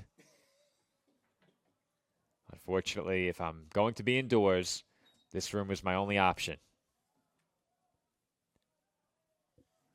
At the plate now, Michael Zeiss behind 0-1 following that first pitch foul ball. And this is a crucial at-bat in this game for both teams. Stack very quickly, can make this a 2-run game with a base hit. The Dolphins can potentially keep this a 4-run game if they get Zeiss out. And now Keelty is 1 strike away from doing so.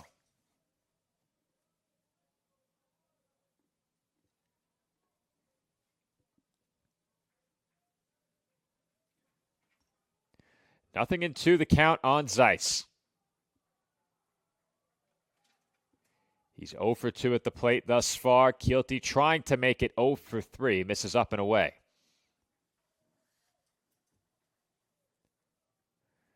Coming into the day, Zeiss, one of the most feared hitters in this Stack lineup. Hitting .340 entering this game. 17 runs batted in, tied for the team lead with 5 home runs. And Zeiss takes just out of the zone, 2-2.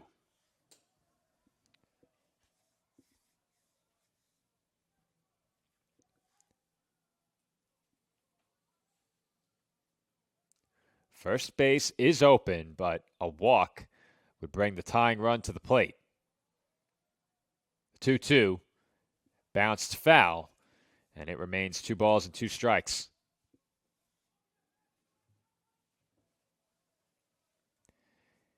Keelty could really use a strikeout here. Coming in, he had 17 strikeouts in 20 1/3. Another 2-2, bounced, fair. Flashner's throw a bit high, and on that throw, runner will move up from second to third. Into scores DeCrest, over to third goes Solero, but the Dolphins will take that. The shortstop, number 5, Nick Olcher. And that will leave it to Nick Olcher.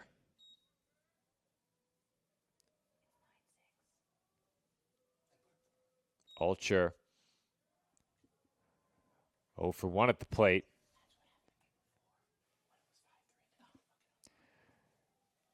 I need to know if those whispers are coming over the microphone. Have to know. Now they're just doing it for fun. Hey guys, I can do it too. That's it to left field. Hit well. Waterman giving chase. It's over his head, and it will roll all the way to the wall. Did it skip over? And it did creep inside of an opening in the outfield fence down the line. There is no way that bounced over the wall. Perhaps the Dolphins catching a bit of a break there.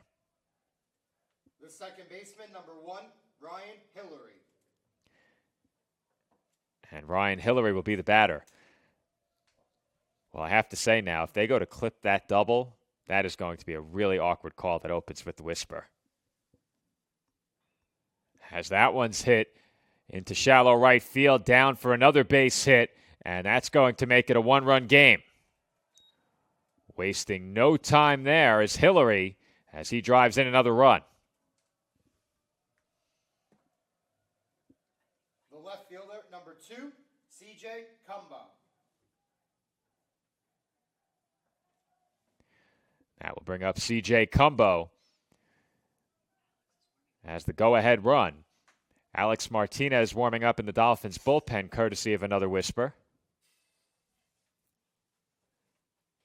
And Cumbo went around on the half swing, 0-1.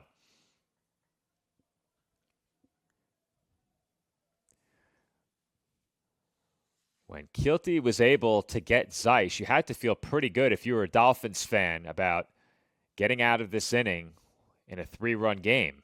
However, it's now a 1-run game. The tying run over at first takes off on the pitch. Throw down to second on one hop, and it got away from Velasquez. It's a stolen base for Ryan Hillary. And the tying run moves into scoring position. That last pitch missed for a ball. Count even 1-1. And a base hit here for Cumbo. Very likely to get Stack even. And Cumbo fouls that one away 1-2. Keelty now one strike away from a big third out.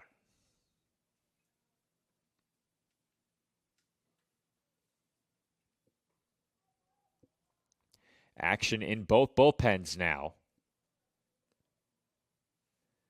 Keelty hoping to get through at least this inning here in the fifth. As that one's grounded left side. Bardick, jump throw a bit high. Romance comes home with it, and the run will score. A great effort by Bardick. Perhaps maybe he would have been better off holding on to that ball, but he made it close enough at first.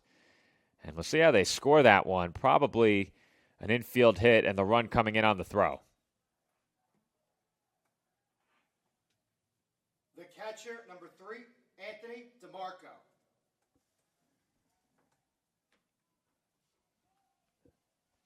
Here's a look at the play over at first. Bardick on the jump throw. Romance immediately aware that Hillary would look to score, and he simply didn't have any opportunity to get that out at the plate. 4 runs home in the inning now. We're even at 9. And that one is hit towards short off the glove of a diving Bardick and into left field. Cumbo racing for third. And he is in with a bit of an unnecessary slide, but the rally continues for Stack. It's a base hit for Anthony DeMarco. The first baseman, number 17, Tyler Haight.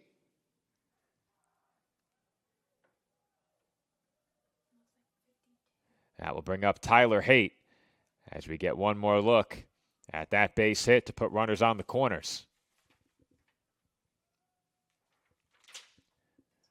Great effort by Bardick on the dive. Could not keep it from rolling into the outfield, and that is going to be all for Aiden Keelty. The Dolphins will make a call to the bullpen here as a 4-run lead has gotten away from CSI here in the 5th.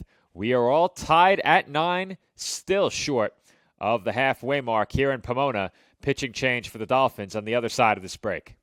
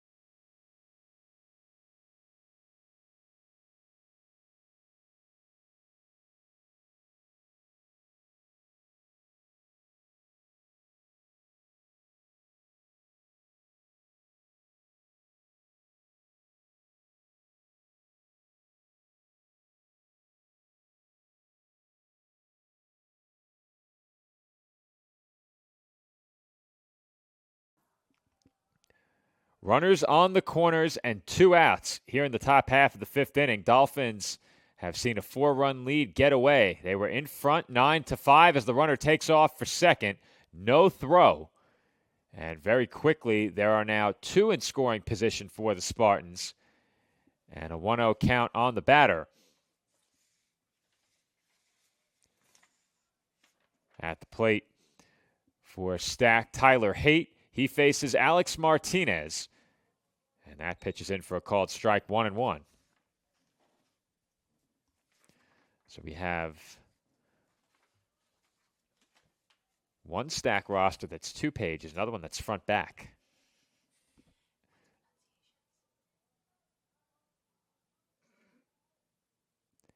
And Haight bounces one through Martinez, hits slowly. Throw to first is wide and off the fencing of the Spartans' dugout. Fortunately for the Dolphins, it stays in play. But fortunately for the Spartans, they now have a 2-run lead on what probably goes down as an error. We'll see how close that play was at first base.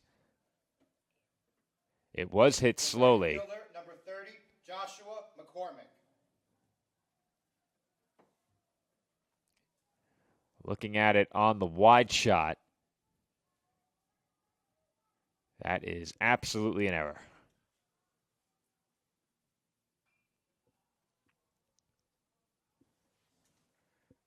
First pitch to Joshua McCormick, fouled away.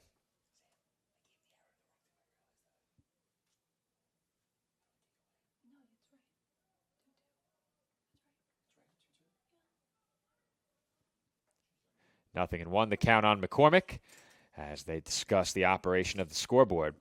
To be fair, we did expect to have 4 people in the room today. Didn't quite play out that way as that pitch is taken low. I won't point fingers. I expected all the heads to turn. Oh.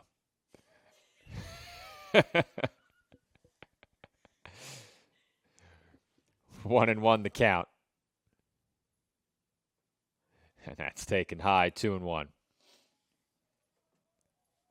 I was curious to see where the fingers would point when I said that, and I had to resist from giving a good troll and just pointing in each direction, just like this. We're the best. What can I say? The Avengers, Joe says, as that's taken high. Well,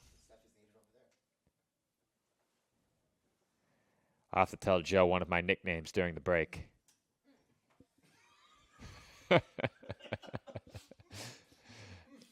3-1 the count. And McCormick lines one into right field for another Spartans base hit. 13 hits in the game now for Stack as their rally continues. 2 on, 2 outs here in the 5th.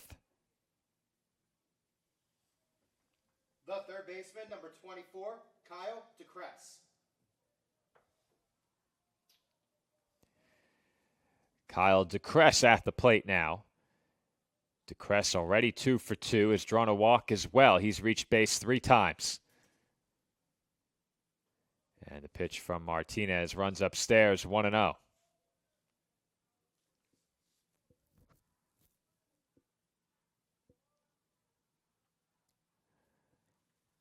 Six runs home in the inning for the Spartans.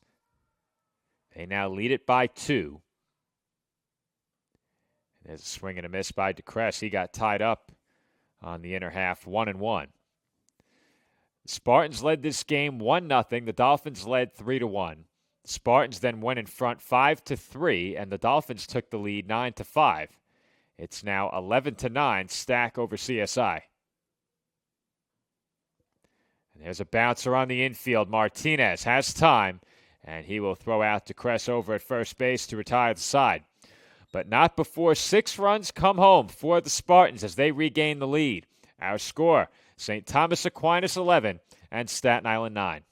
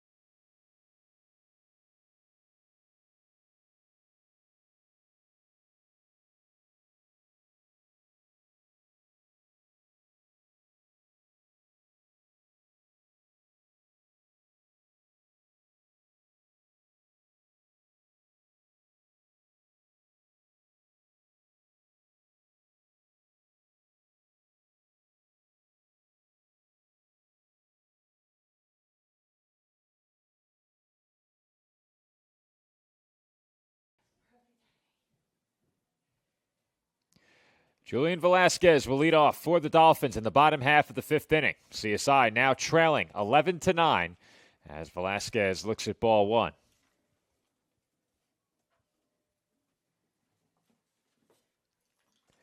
Velasquez at the plate, 1 for 1.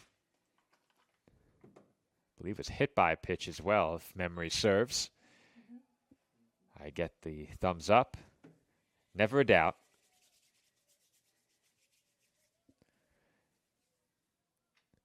The 1-1.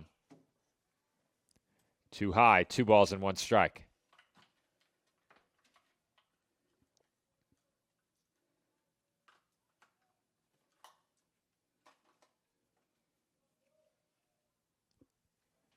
And that pitch is in for a called strike, 2-2.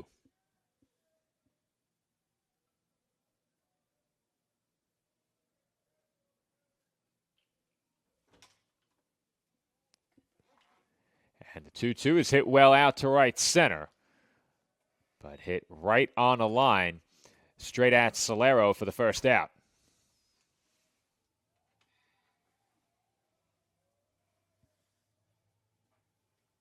The shortstop, 0, Brandon Bardick. That will bring up Brandon Bardick.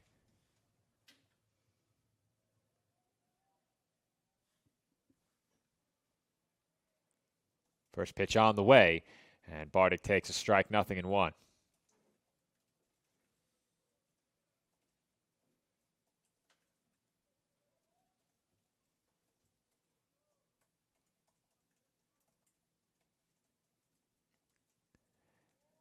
And the 0-1 hit him.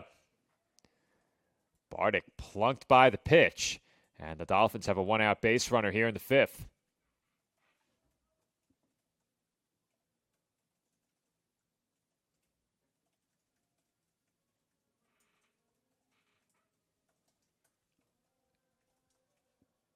The center fielder, number 11, Jamel Vera.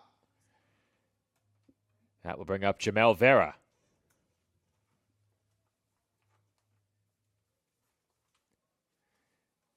Vera 1 for 3 at the plate, 2 runs batted in. And he hits one sharply but foul the other way.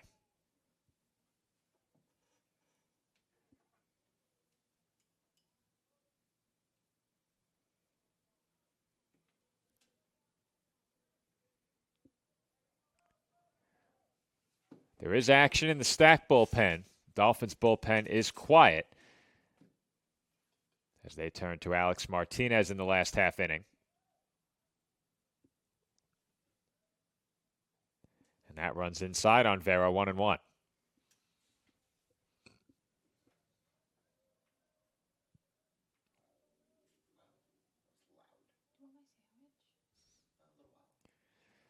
Somebody's hungry, and it's not me.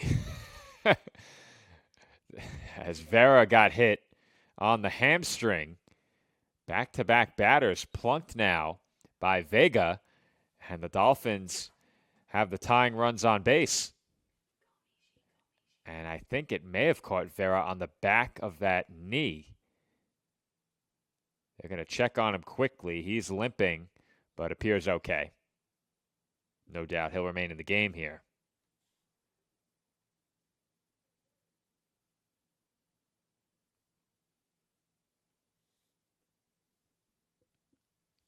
It's a short conversation with the trainer and his head coach as Vera gingerly makes his way down to first base, and it's been a back-and-forth game.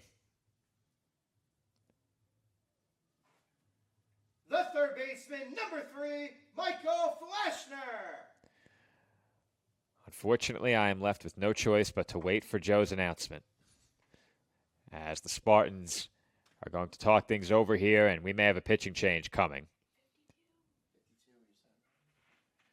If there is a pitching change, it is going to be Joseph DeSegli coming in. Now, we, I believe, had a pitcher with the same name pronounced very differently. If the change is indeed coming now, once again, it's good we did not assume because it does not appear there is going to be a pitching change.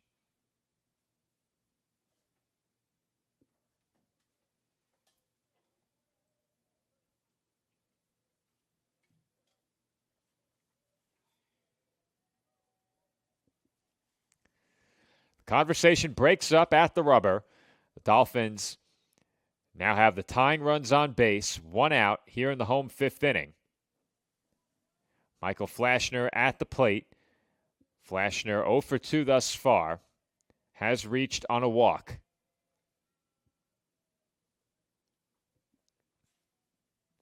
First pitch on the way. Taking low, ball 1.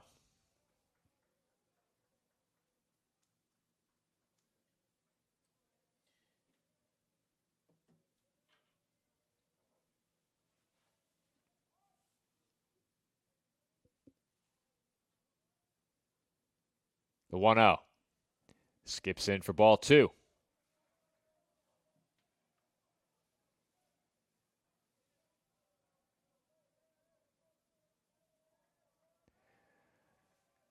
Dangerous spot here. 2-0 count. Tying runs on base. Flashner at the plate, and that one is bounced over the mound towards short. Played on a hop. Flashner slides in safely at first. A close play over at first base, and Flashner just beat it out. We'll get one more look at it in just a moment from the view up the line. We'll pick this one up with Flashner about halfway down the line as we get a slow motion look and a discussion along the first base line as well. And Flashner just beat it on the slide. Dolphins with the bases loaded now. Jason Romance heading to the plate, arguably their most dangerous hitter. The first baseman, number 44, Jason Romance.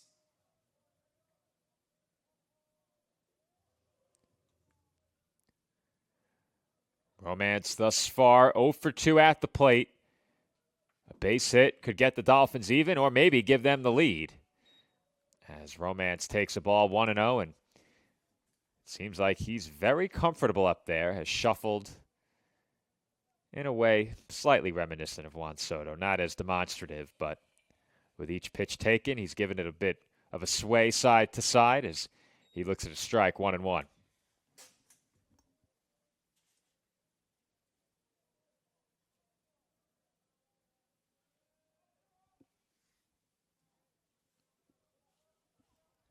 Count even, 1 ball and 1 strike. And Romance takes another for a strike, 1-2. Dolphin first baseman didn't like that call.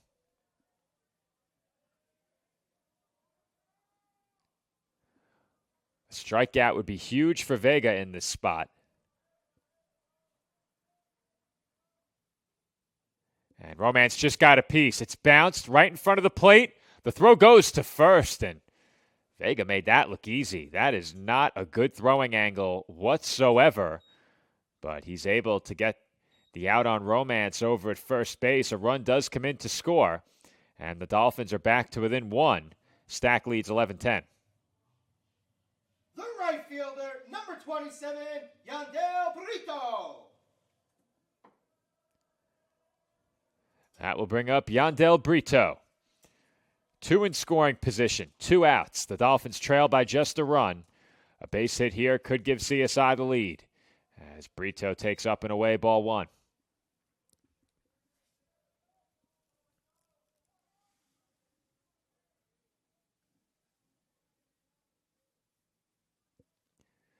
And there's a good stop behind the plate by DeMarco. Very nearly that one got away, and it would have tied the game. Brito just standing his ground in the batter's box, didn't flinch as that ball traveled behind him. And we all know the number one rule of being on our crew is don't flinch as Brito drops one into right field, and that will give the Dolphins the lead. The throw comes to the plate, not nearly in time. It's a 2 RBI single for Yandel Brito, and the Dolphins regain the lead yet again. It's 12-11 Staten Island.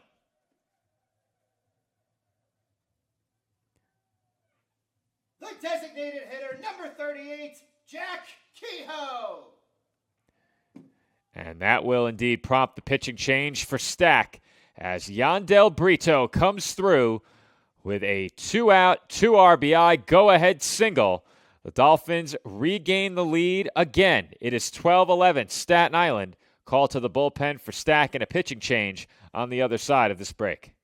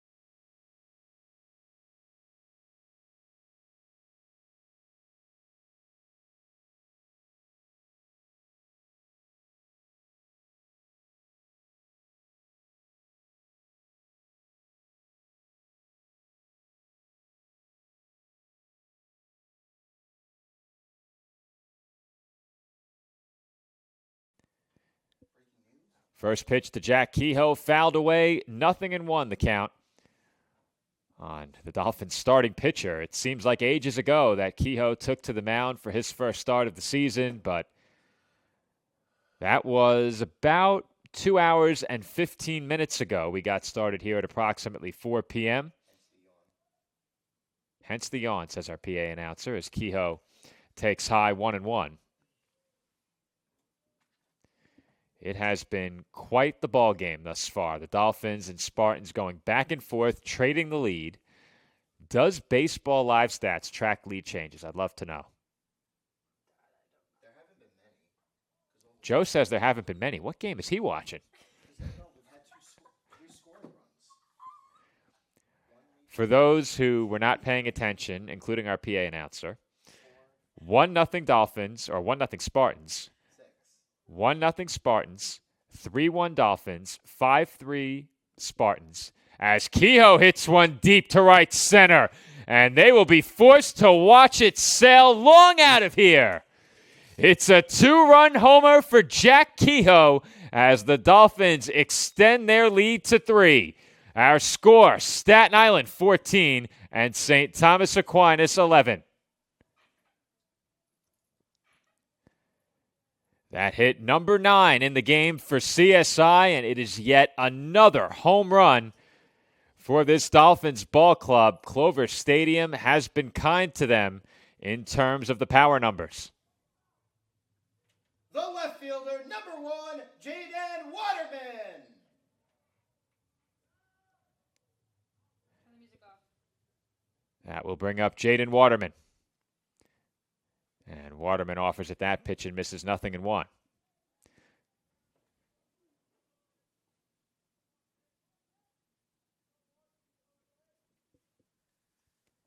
And Waterman takes low, 1 ball and 1 strike. We'd have to go back to each box score and tally up the home runs, but this stadium has been awfully kind to the Dolphins in terms of the home run numbers. I think part of it is that they've played 6 games here.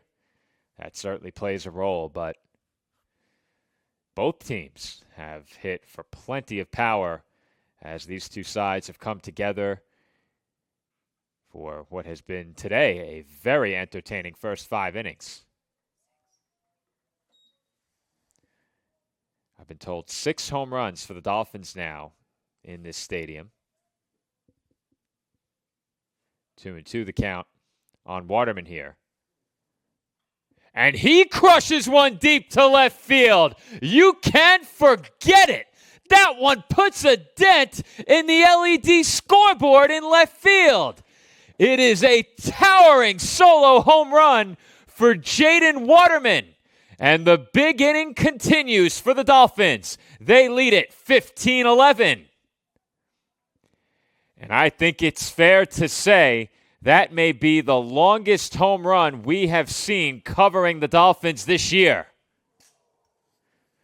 We saw some monster shots covering CSI, Deauville, and Flushing.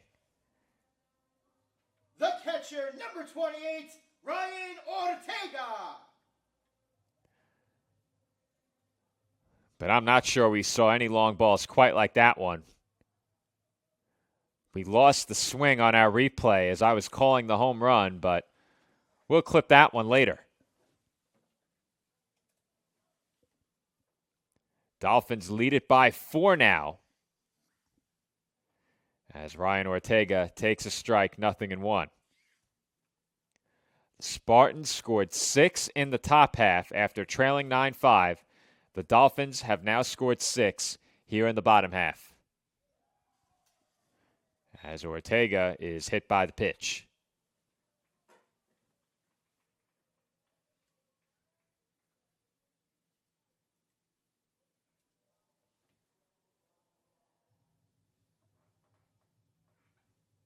The second baseman, number 5, Julian Velasquez. Julian Velasquez will be the batter now.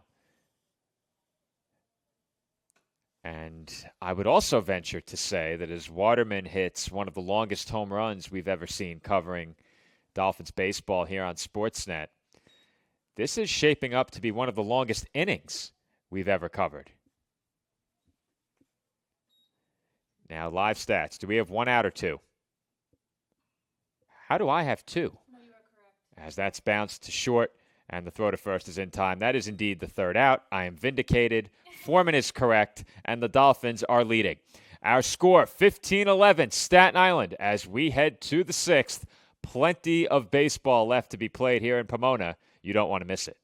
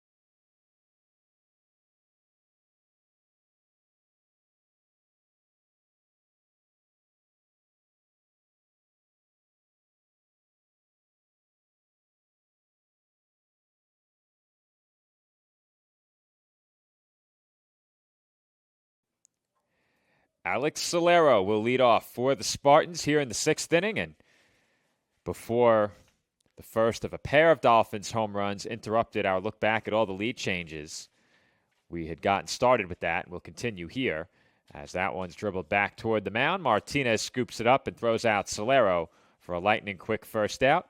Following Joe's announcement, we'll talk lead changes. The designated hitter, number 44, Michael Zeiss. Michael Zeiss will be the batter with one away here in the road 6th inning. But lead changes. Spartans in front 1-0. Dolphins lead 3-1. Spartans lead 5-3. Dolphins lead 9-5. Spartans lead 11-9. Dolphins now lead 15-11. It's been that kind of game, and we still have 4 innings of baseball, or just about that, still to play. The 1-0 pitch from Martinez is fouled away. I have to say, you cannot pick up foul ball versus swing and miss here on the monitor.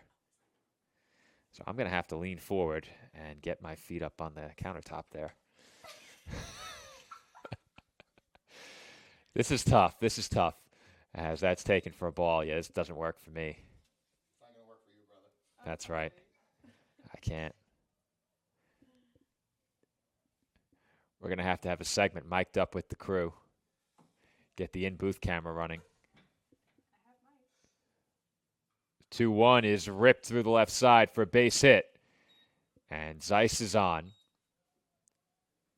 I think he greeted some friends in the front row with a bit of a gesture there down the line. The shortstop, number 5, Nick Ulcher. 14th hit of the game for the Spartans as Nick Ulcher will be the batter. Yeah, this is going to be a very short-lived seating arrangement. No. That pitch taken inside by Ulcher, 1-0. Ulcher 1 for 2 thus far. Meanwhile, we do have a scoring update from Staten Island. Tied at 1 in the 5th. Go-ahead run on second base for Malloy. As that's taken low and away, 2-0.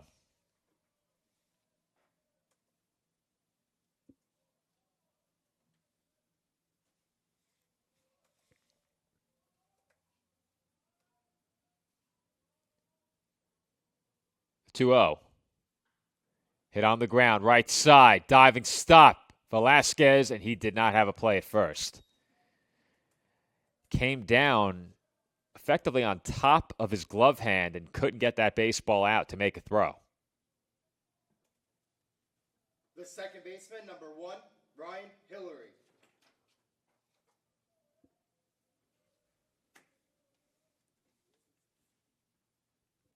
Ryan Hillary, the batter now. Hillary already 3 for 4 at the plate. And for those who are wondering, me specifically, Sidearm Baseball Live stats do not list lead changes.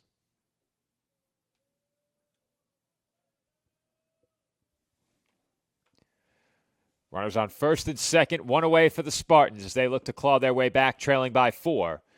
And Hillary takes a strike, 0-1.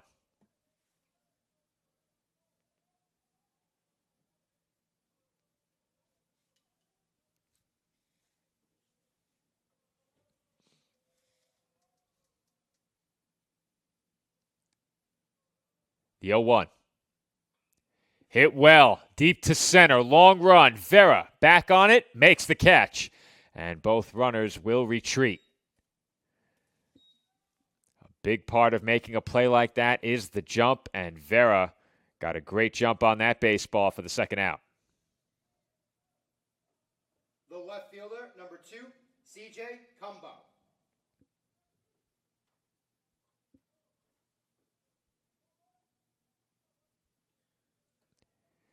CJ Cumbo will be the batter. 2 runners on, 2 outs here in the road 6th inning. Spartans trailing by 6 could really use a base hit here. Make that trailing by 4. Don't know where I got 6 from. 0-1 the count on Cumbo.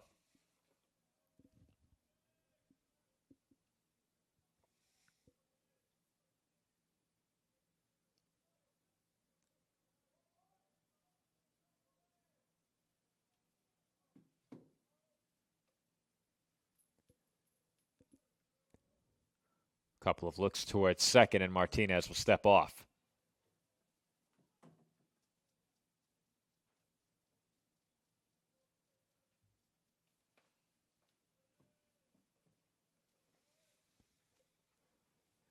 Martinez comes set once again and delivers the 0-1. Hit on the ground toward the middle, base hit. That will bring home a run. It's now a 3-run ball game. The Dolphins in front 15-12 as that RBI single off the bat of C.J. Cumbo shrinks the lead to 3 once again.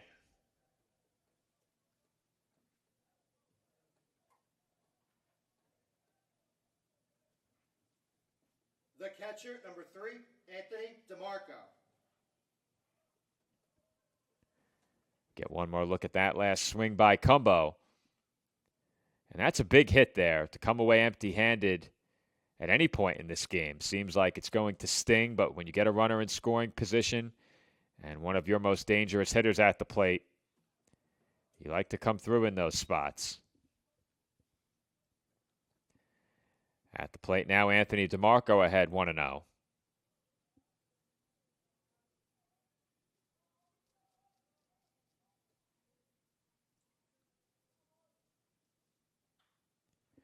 And that is hit the other way into the left center field gap for a base hit. The throw comes in way offline from Vera, and it gets away from Bartik, allowing another run to come home. 1 RBI on that base hit and a second run in on the throw. As the Spartans are back to within a run, it is 15-14 Staten Island. The first baseman, number 17, Tyler Haight.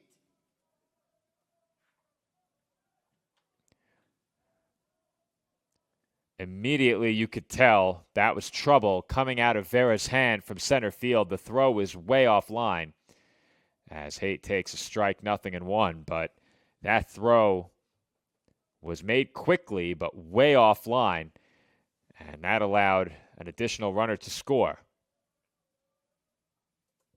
A look towards second from Martinez, and the 0-1 is a breaking ball strike, 0-2.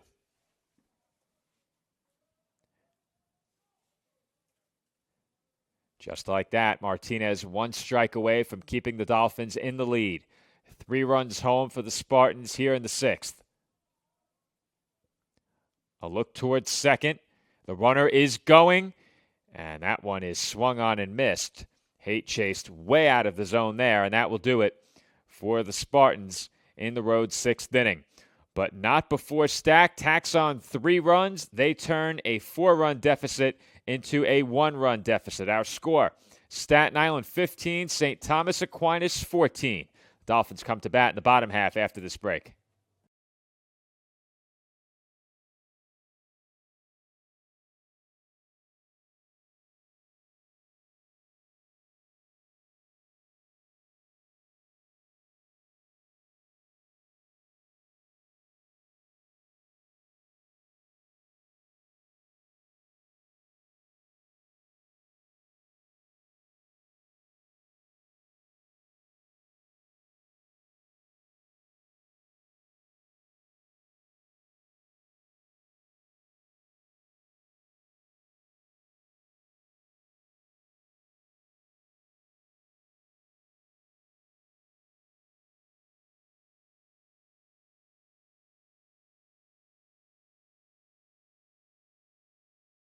Little block.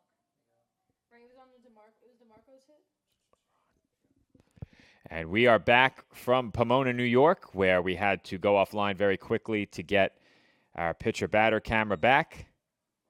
We are here in time for the home 6th inning. The count 0-1 on Brandon Bartik. And Joe has his music program back. That's good. Yeah, that was crazy. Yeah, we had a bit of a technological hiccup there for a minute. I wasn't even looking. I was editing earlier. We'll hide the count for just a moment as we get all of that situated as well. But as I mentioned, Brandon Bartik at the plate. He's 1 for 2 thus far. Was hit by a pitch as well. And the count is 2-1 on the Dolphins shortstop.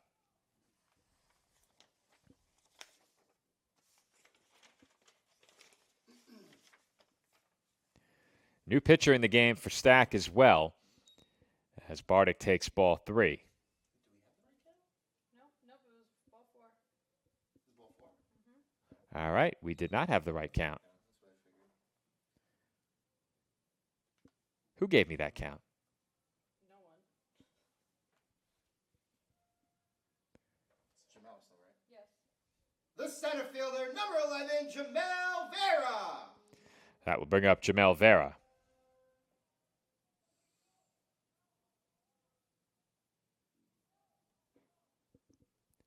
First pitch to Vera forces him to dance out of danger, 1-0.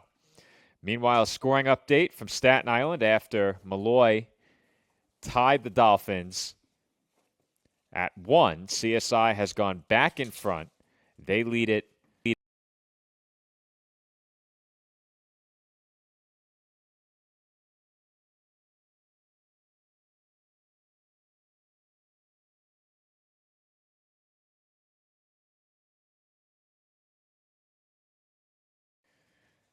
Lost the audio there for a moment. As an effective swinging bunt there by Vera moves the runner into scoring position. The third baseman, number 3, Michael Flashner. Michael Flashner to the plate for the Dolphins. Runner in scoring position, 1 out. Standing on second is Bardick, who drew the leadoff walk.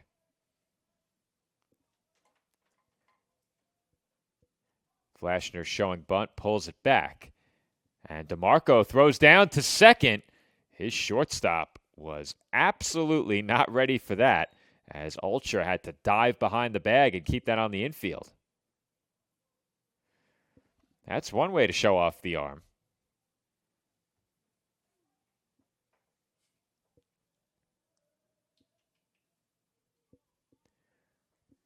The 1-0 to Flashner. Line into right field, base hit. Bardick rounding third, he's heading home.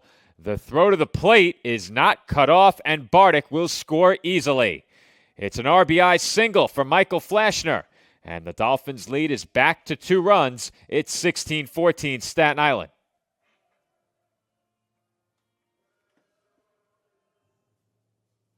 The first baseman, number 44, Jason Romance. We are going to have a heck of a time clipping the highlights for this game later. I'm just doing the home runs, minus the one that we missed. I am going to have a heck of a time clipping the highlights for this game later. I've been corrected off headset. As Romance takes low and in, ball 1. Update from Staten Island. 2 runners in scoring position for Malloy at softball. Dolphins lead that game 2-1. Lions threatening to tie or take the lead in the 6th inning. 1-0 pitch to Romance, and he did not go on the half swing. 2 balls and no strikes.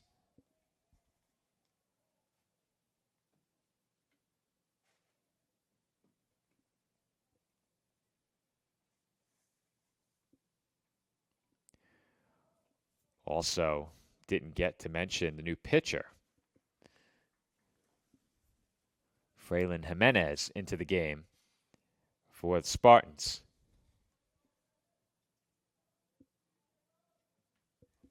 He's behind Romance 2-0 and misses with a 3rd straight.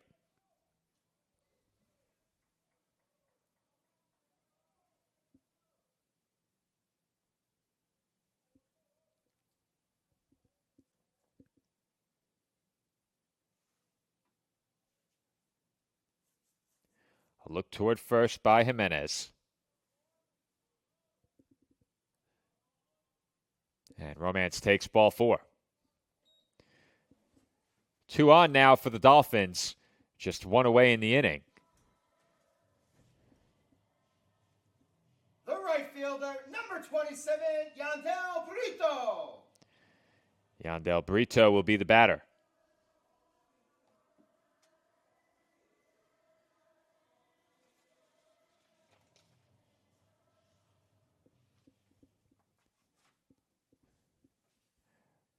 Brito at the plate. 1 for 2 with 2 runs batted in. Has drawn a walk as well.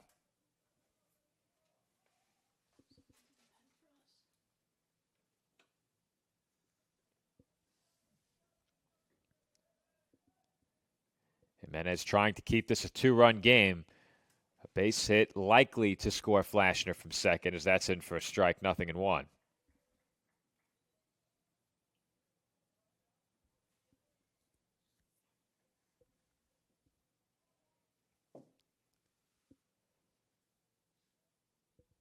And Brito bounces one left side, hits slowly. Ulcher across his body makes a perfect throw over to first to retire Brito, and there are 2 away.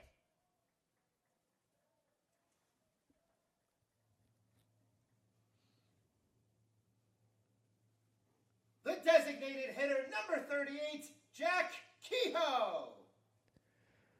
One final update from the top of the 6th inning on Staten Island.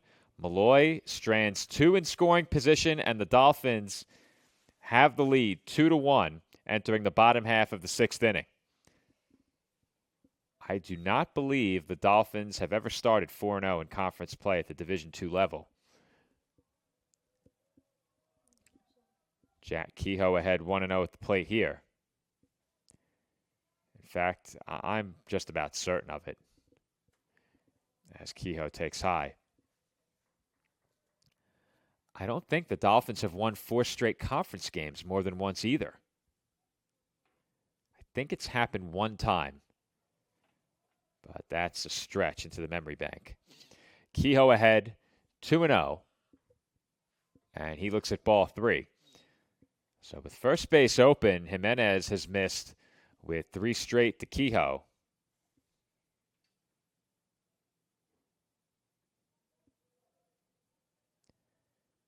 If Kehoe gets on, Jaden Waterman would be next. And Kehoe offers at that pitch and hits it deep to right center, but on a line. That play is made in the gap as Solero ranged to his left to make the catch. Dolphins strand a pair in the home 6th inning. We head to the 7th. Staten Island on top of St. Thomas Aquinas, 16-14. 42 coming for us.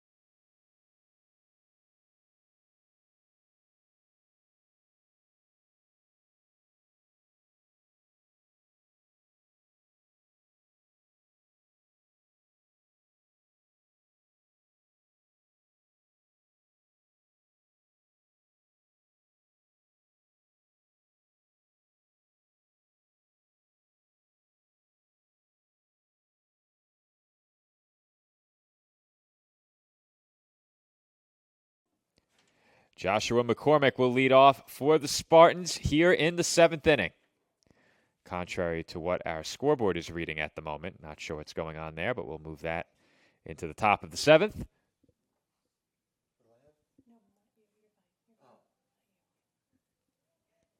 Dolphins in front by a pair.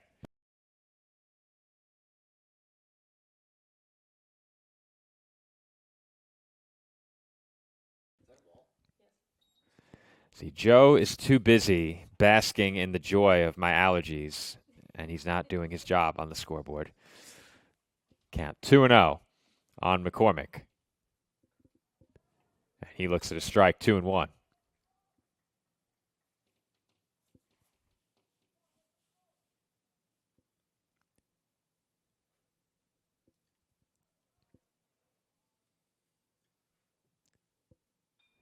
And the 2-1 is hit out toward left center.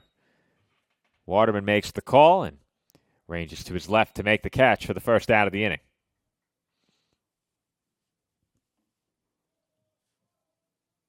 The third baseman, number 24, Kyle DeCress. Kyle DeCress will be the batter. DeCress 2 for 3. Has drawn a walk as well.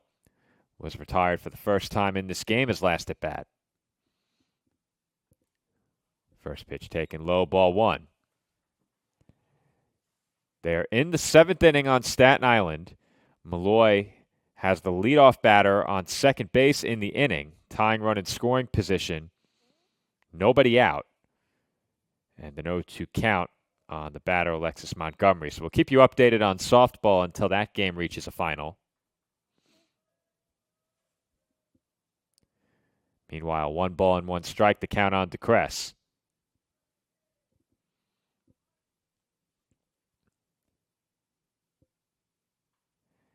And DeCress fouls that one away. Got to have your head on a swivel over there. You could get an unexpected souvenir off the second deck. Just ask our Sportsnet colleague, Sam Whalen. Grabbed a foul ball in Yankee Stadium, for those who don't know. I won't let the crew forget it, that's for sure.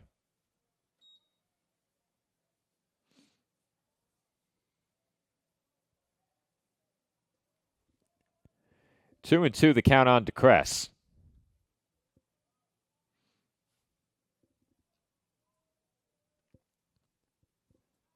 And he takes low and away. Full count.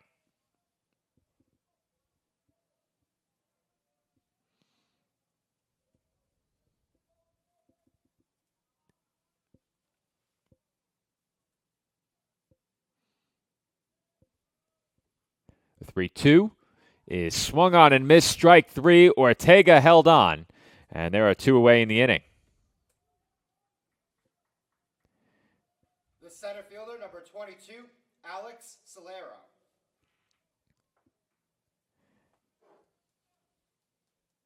Nick Pusinelli, the new Dolphins pitcher. I don't believe I mentioned that when the inning began. But Pusinelli on in relief will get you his numbers on the year in just a moment.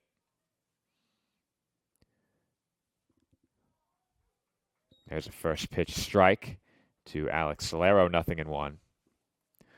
Numbers for Pusinelli on the year, working exclusively in relief. He's pitched to a 12 ERA with a whip of 4. 3 appearances in relief this year, 3 innings. 7 runs on 5 hits, 4 of those earned. He has walked 7 and struck out 3. Opposing batters hitting .385 against him. He has a 2-strike count here on Solero, looking for a clean inning. And there's a bouncer right back to Pusinelli. His throw to first in time. And it's a 1-2-3 7th for the Dolphins right-hander. CSI comes to bat after this break. Our score, the Dolphins 16 and the Spartans 14.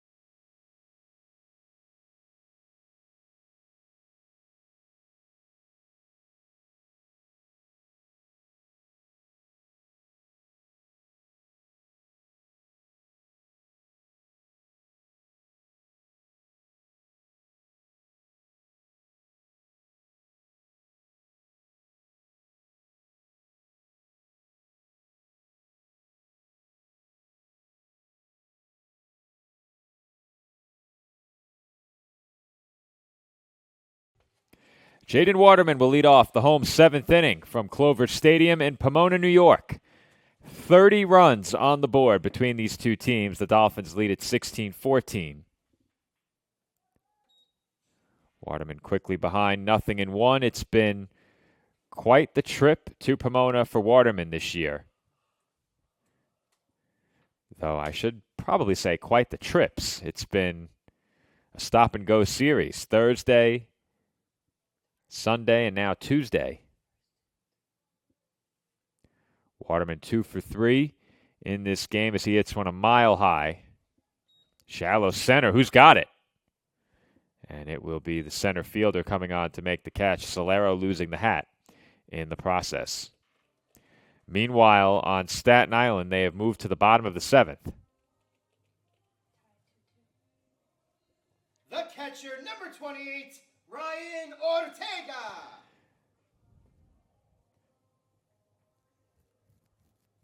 Joe building the suspense with his announcement, but we are tied at 2. Malloy getting even in the top half of the 7th. The Dolphins going for their 4th straight conference win to open the softball conference schedule.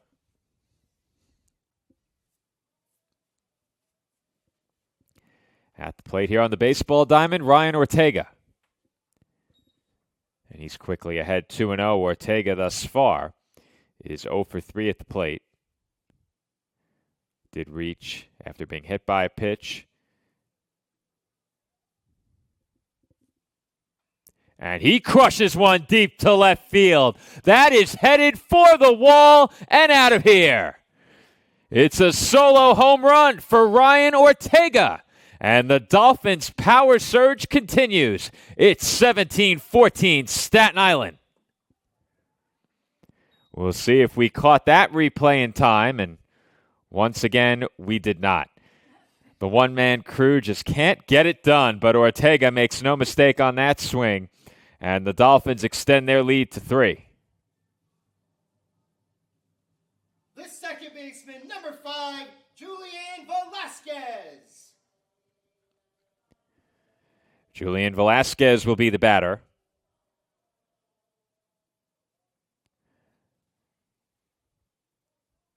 Velasquez 1 for 3.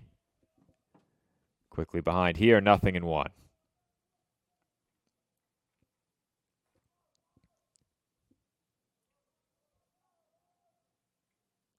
The 0-1. Out of the zone, 1 ball and 1 strike.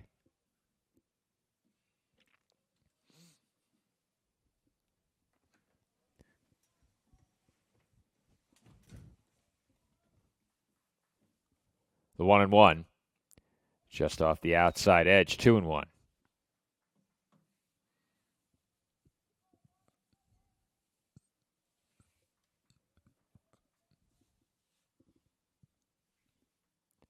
And the 2-1's taken low for ball 3. This game very early on developed into a battle of the bullpens. And both teams have gotten good swings against the opposing bullpens. Outs recorded in the late innings, sure to be the difference in this game as Velasquez takes ball 4. Dolphins with yet another base runner, still just 1 out here in the home 7th. The shortstop, 0, Brandon Bardick. Brandon Bardick to the plate now. Velasquez, the runner, over at first, and just 1 out.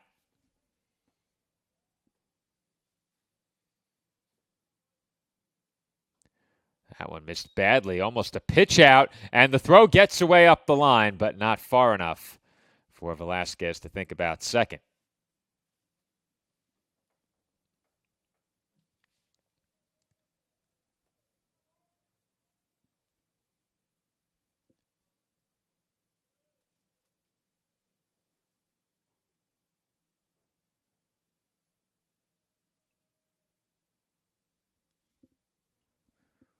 Want to know the count on the Dolphin shortstop Bardick, and he takes out of the zone 2-0.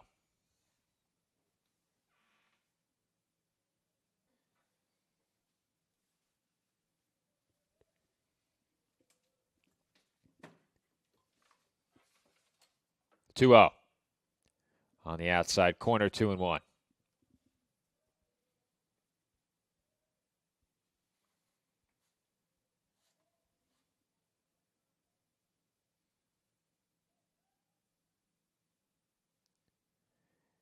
And the 2-1 misses just away. 3 balls and 1 strike now on Bardick. And Jimenez has had his issues with command. He's already walked 3. Entering this at bat, we had him at 29 pitches. That's number 34, and it's fouled back. Count full, 3-2.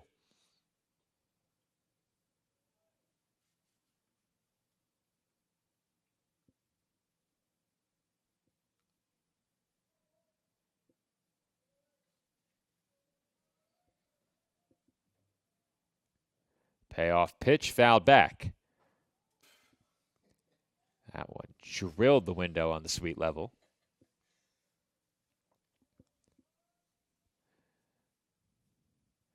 Velasquez did not run on that last 3-2 pitch. We'll see if they send him here. Not running, and Bardick is hit again. It's been a tough game to be Brandon Bardick at the plate. He's been plunked twice. And the Dolphins now have 2 on with 1 out. The center fielder, number 11, Jamel Vera.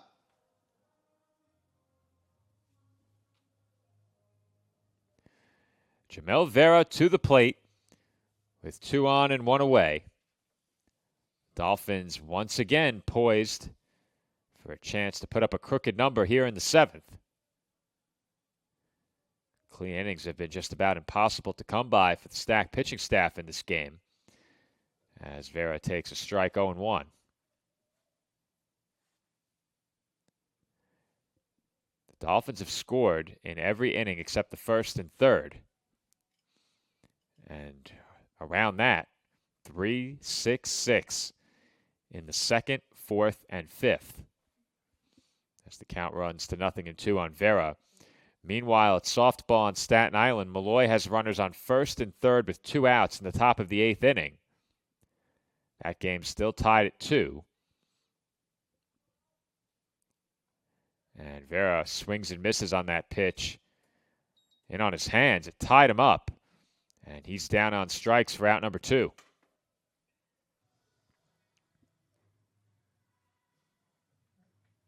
The third baseman, number 3, Michael Fleshner.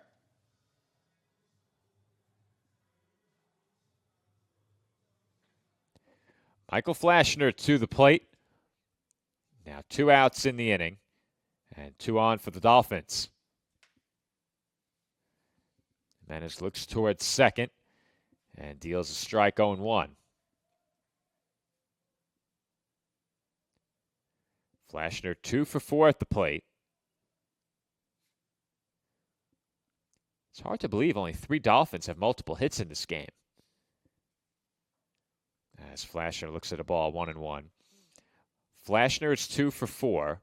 Kehoe is 3 for 5. And Waterman is 2 for 4. No other Dolphin has more than 1 hit. The only Dolphin to start this game who does not have a hit is in the on-deck circle, Jason Romance.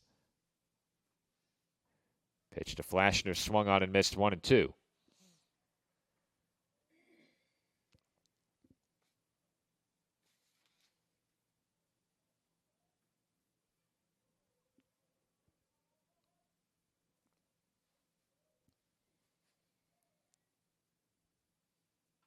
And Flashner lifts one into shallow left field, but it's going to hang up there, giving plenty of time to Cumbo. He makes the catch, and that will do it for the Dolphins in the home 7th.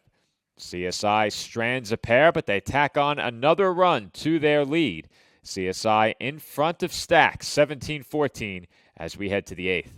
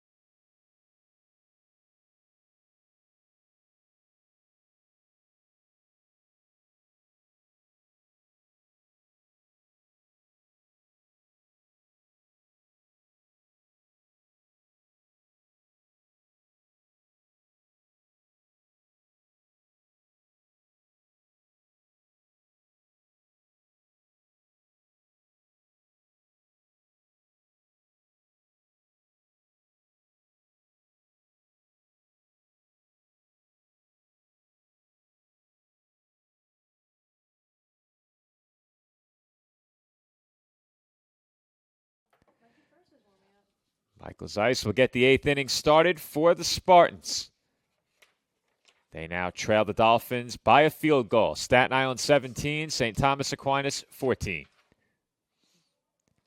And Zeiss takes a strike, 0-1.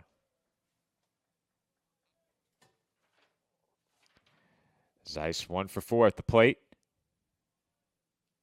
Spartans down to their final 6 outs. The Dolphins digging deep into their pitching depth in this game. But as we mentioned at the start of the broadcast, essentially anyone who pitched Thursday is available in this game on regular rest.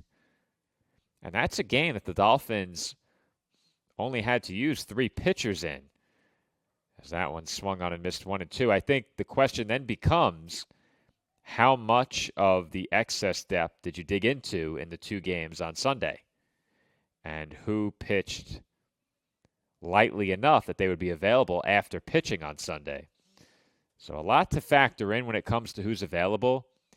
I would say probably anybody who pitched 1 inning or less on Sunday is available, and anyone who pitched Thursday is certainly available.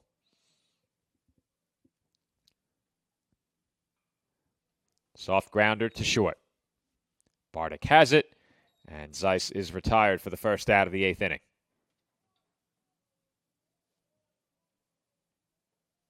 The shortstop, number 5, Nick Ulcher. That will bring up Nick Ulcher.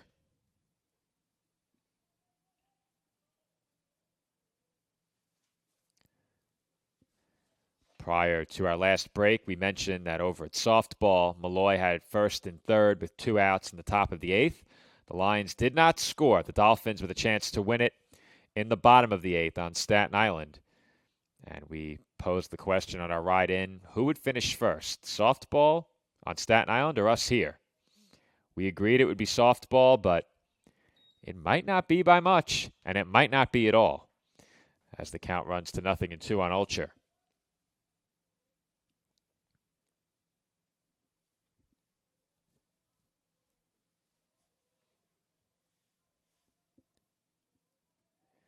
Nick Pusinelli out for a second inning of relief, looking for his second punch out here.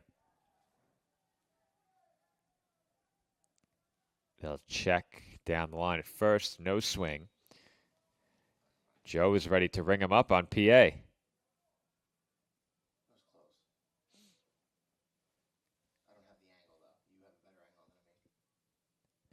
Well, to be fair, I don't have a window pane blocking my view either, Joe. And there's the swing and miss, strike 3. 2 away in the inning. And Pusinelli has come out of the bullpen to retire 5 straight. The second baseman, number 1, Ryan Hillary.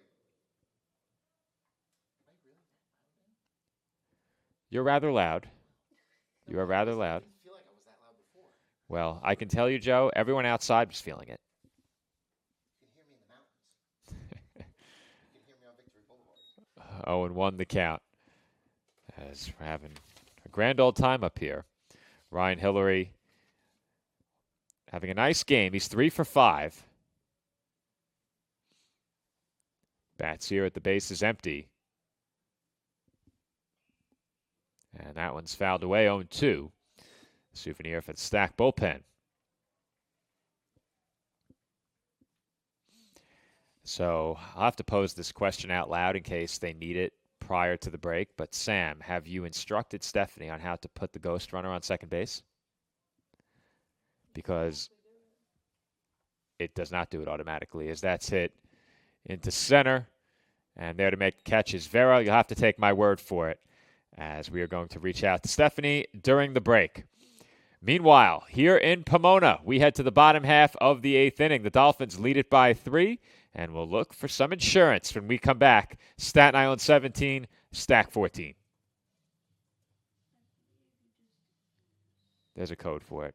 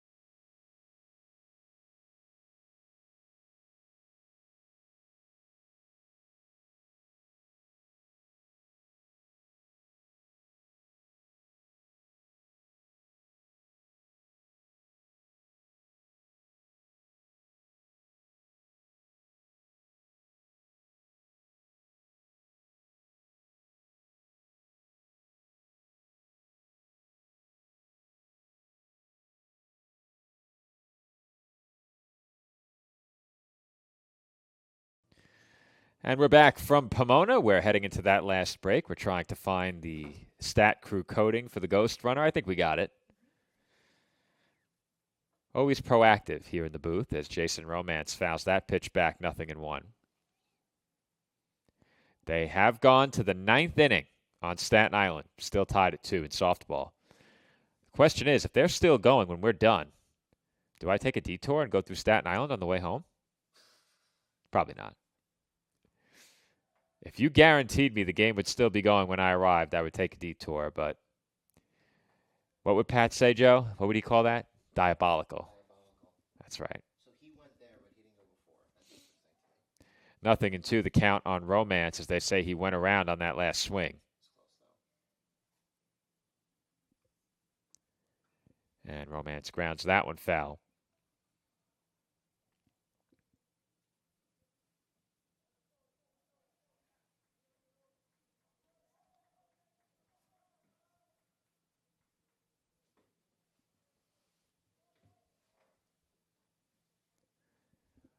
Count 0-2 on the Dolphin first baseman Romance. And there's a good breaking ball from Jimenez to set Romance down swinging. One away here in the home 8th. And Yandel Brito will be the batter. The right fielder, number 27, Yandel Brito. Music. If they're in the box, you gotta turn it off. And the first pitch skips into Brito, 1-0.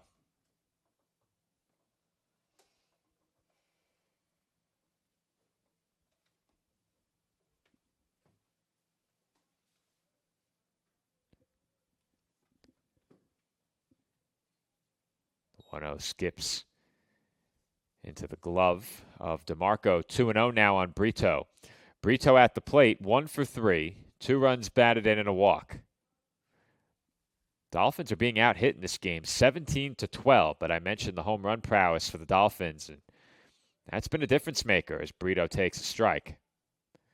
Count now 2-1. Dolphins have homered 4 times in this game. 2-1. Missed badly, 3-1.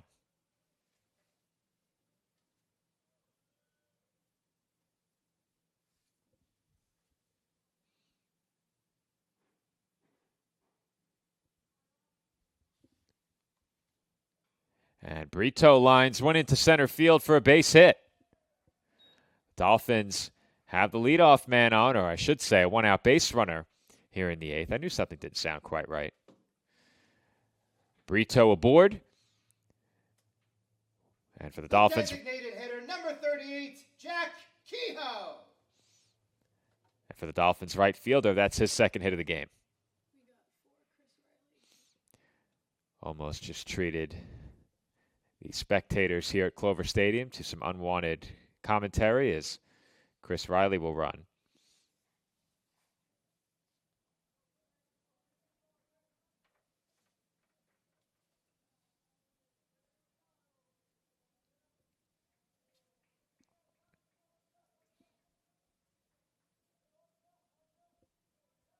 Jack Kehoe the batter, Riley the pinch runner. 1 out here in the 8th as Kehoe takes a strike.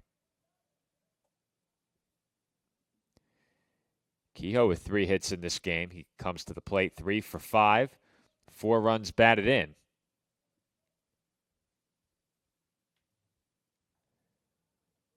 And the count runs to 0-2.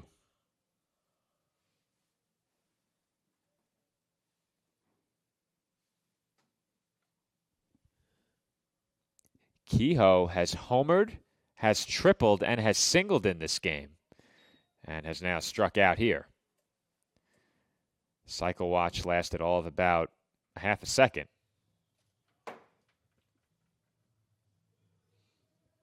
The left fielder, number 1, Jaden Waterman. That will bring up Jaden Waterman. 2 away here in the 8th.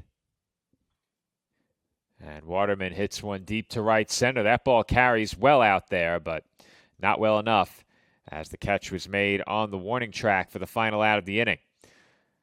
Dolphins do not tack on any insurance, the first time they have been held without a run since the third inning. And we head to the ninth, stacked down to their final 3 outs, CSI leading 17-14.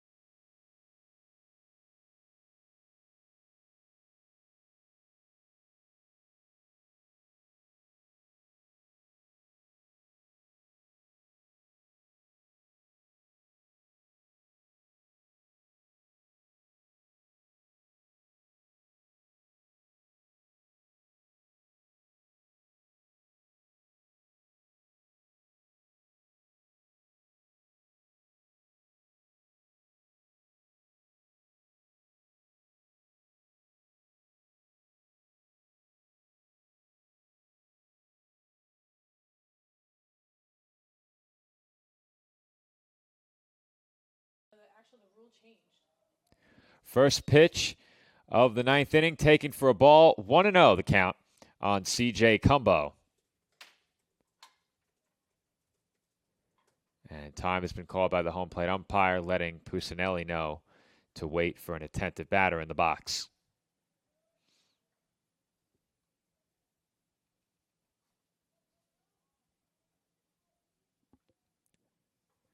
And the 1-0 misses badly, 2-0. Dolphins turning to Pusinelli for a third inning here. And I'd go as far as to say this may be uncharted territory for him in his career. And he misses badly again, 3-0.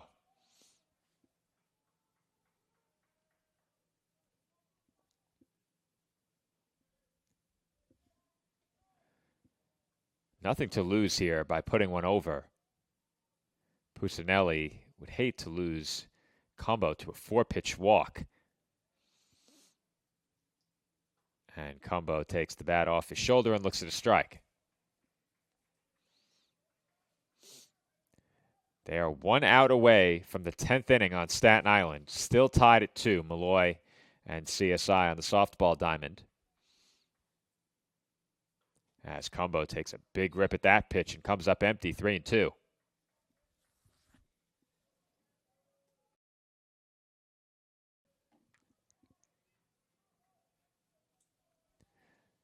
Pusinelli works his way back into this at bat against Cumbo.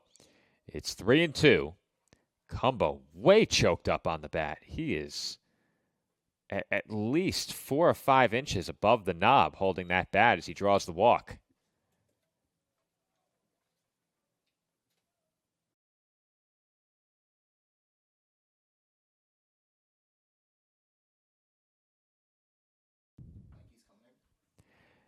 And the Dolphins might be making a pitching change here following the leadoff walk issued by Pusinelli. Mike Morrow takes the baseball and will call to the bullpen. We believe it is Mikey first coming on, and he indeed does come out of the Dolphins dugout, it appears. So the Dolphins go to the bullpen with the leadoff man on for Stack here in the ninth. CSI in front, 17-14.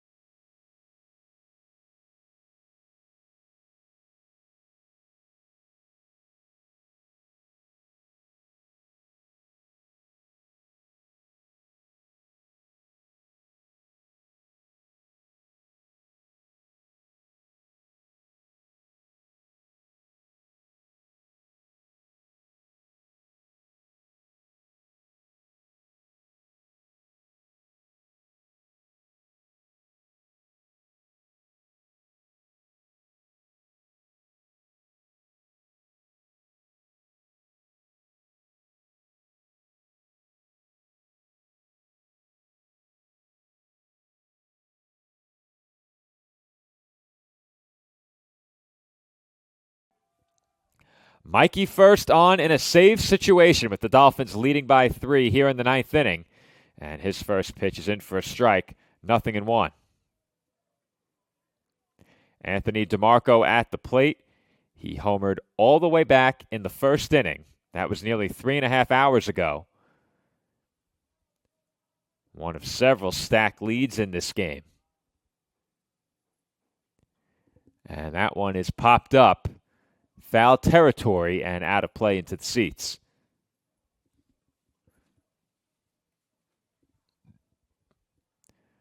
First ahead, 0-2 on DeMarco. Meanwhile, they're still playing on Staten Island. Malloy has runners on the corners with one out in the top of the 10th. That game's still tied at 2. And there's a high fastball out of the zone, 1-2. In addition to the home run, DeMarco with 2 more base hits in this game. He's driven in 2. He's also walked. So he's reached base 4 times. He's been retired once via strikeout. First would love another here. And they'll check on the runner at first, who dives back in. The inning began with a walk to C.J. Cumbo. He's the runner over at first. Nick Pusinelli gave the Dolphins 2 innings plus of solid relief, but immediately was taken out of the game after issuing the leadoff walk.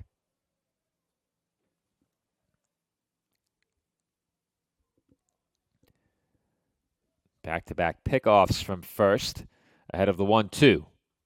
And that's fouled straight back.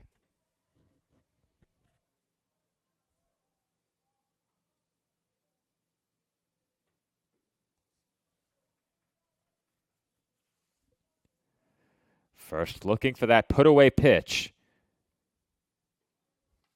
The tying run stands in the on-deck circle. Dolphins lead it by 3. The 1-2. Fouled away again. Hoping for room is Ortega. He won't find it. That one just had enough on it to get over the netting and into the seats. Meanwhile, on Staten Island, Malloy has taken the lead 3-2. An RBI single puts the Lions in front. Malloy has not led in their game against the Dolphins.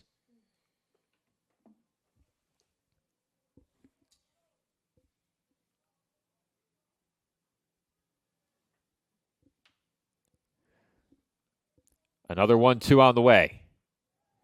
Off the corner for ball 2.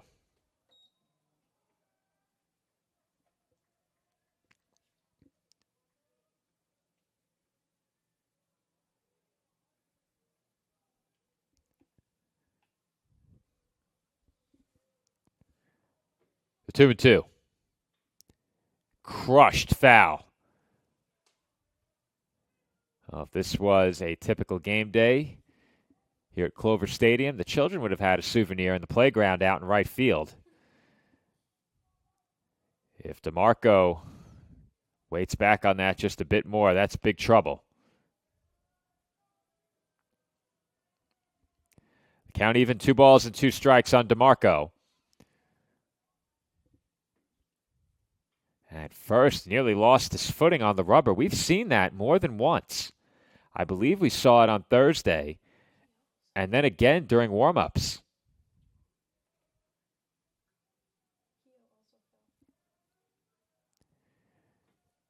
Jack Kehoe also had a bit of a slip-up. A look toward first, and the pitch on the way. Hit sharply on the ground through the right side for a base hit. And a lengthy battle between first and DeMarco ends with a single for the Spartans catcher.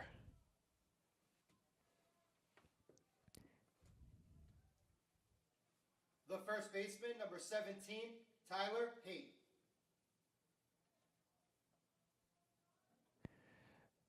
Meanwhile, update from Staten Island.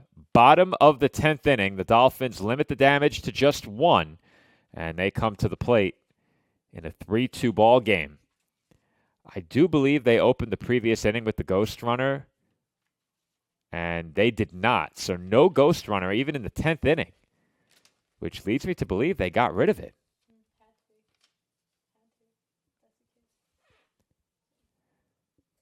It's been that long since we went to extra innings in softball, apparently.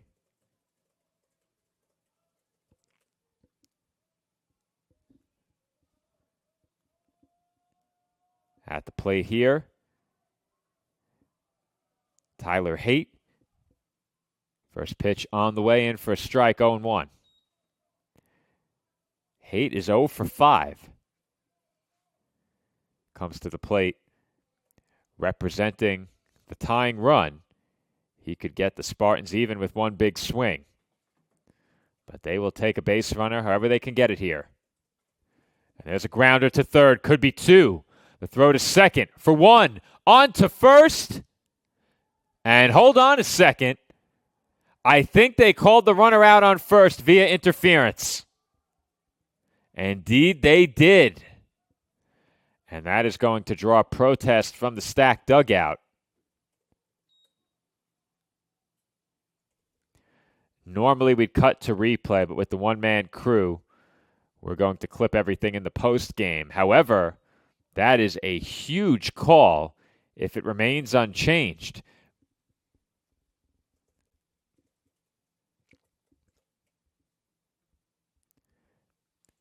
With that, you can put 2 outs up on the board. And that quickly, Stack is down to their final out.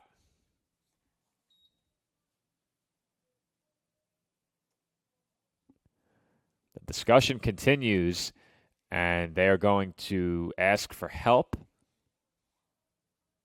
from the umpire positioned over at third. Now, this is just a two-man crew. And now Mike Morrow is going to join the discussion.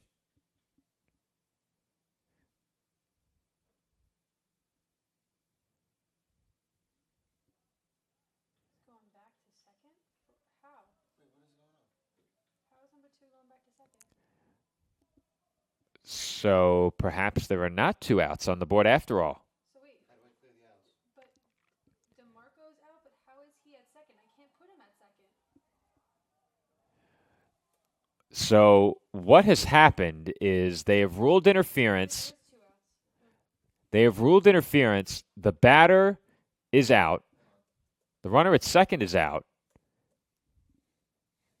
And they have moved. Where's the runner on third? They have moved the lead runner Cumbo back to second base. They did not allow him to advance. Okay.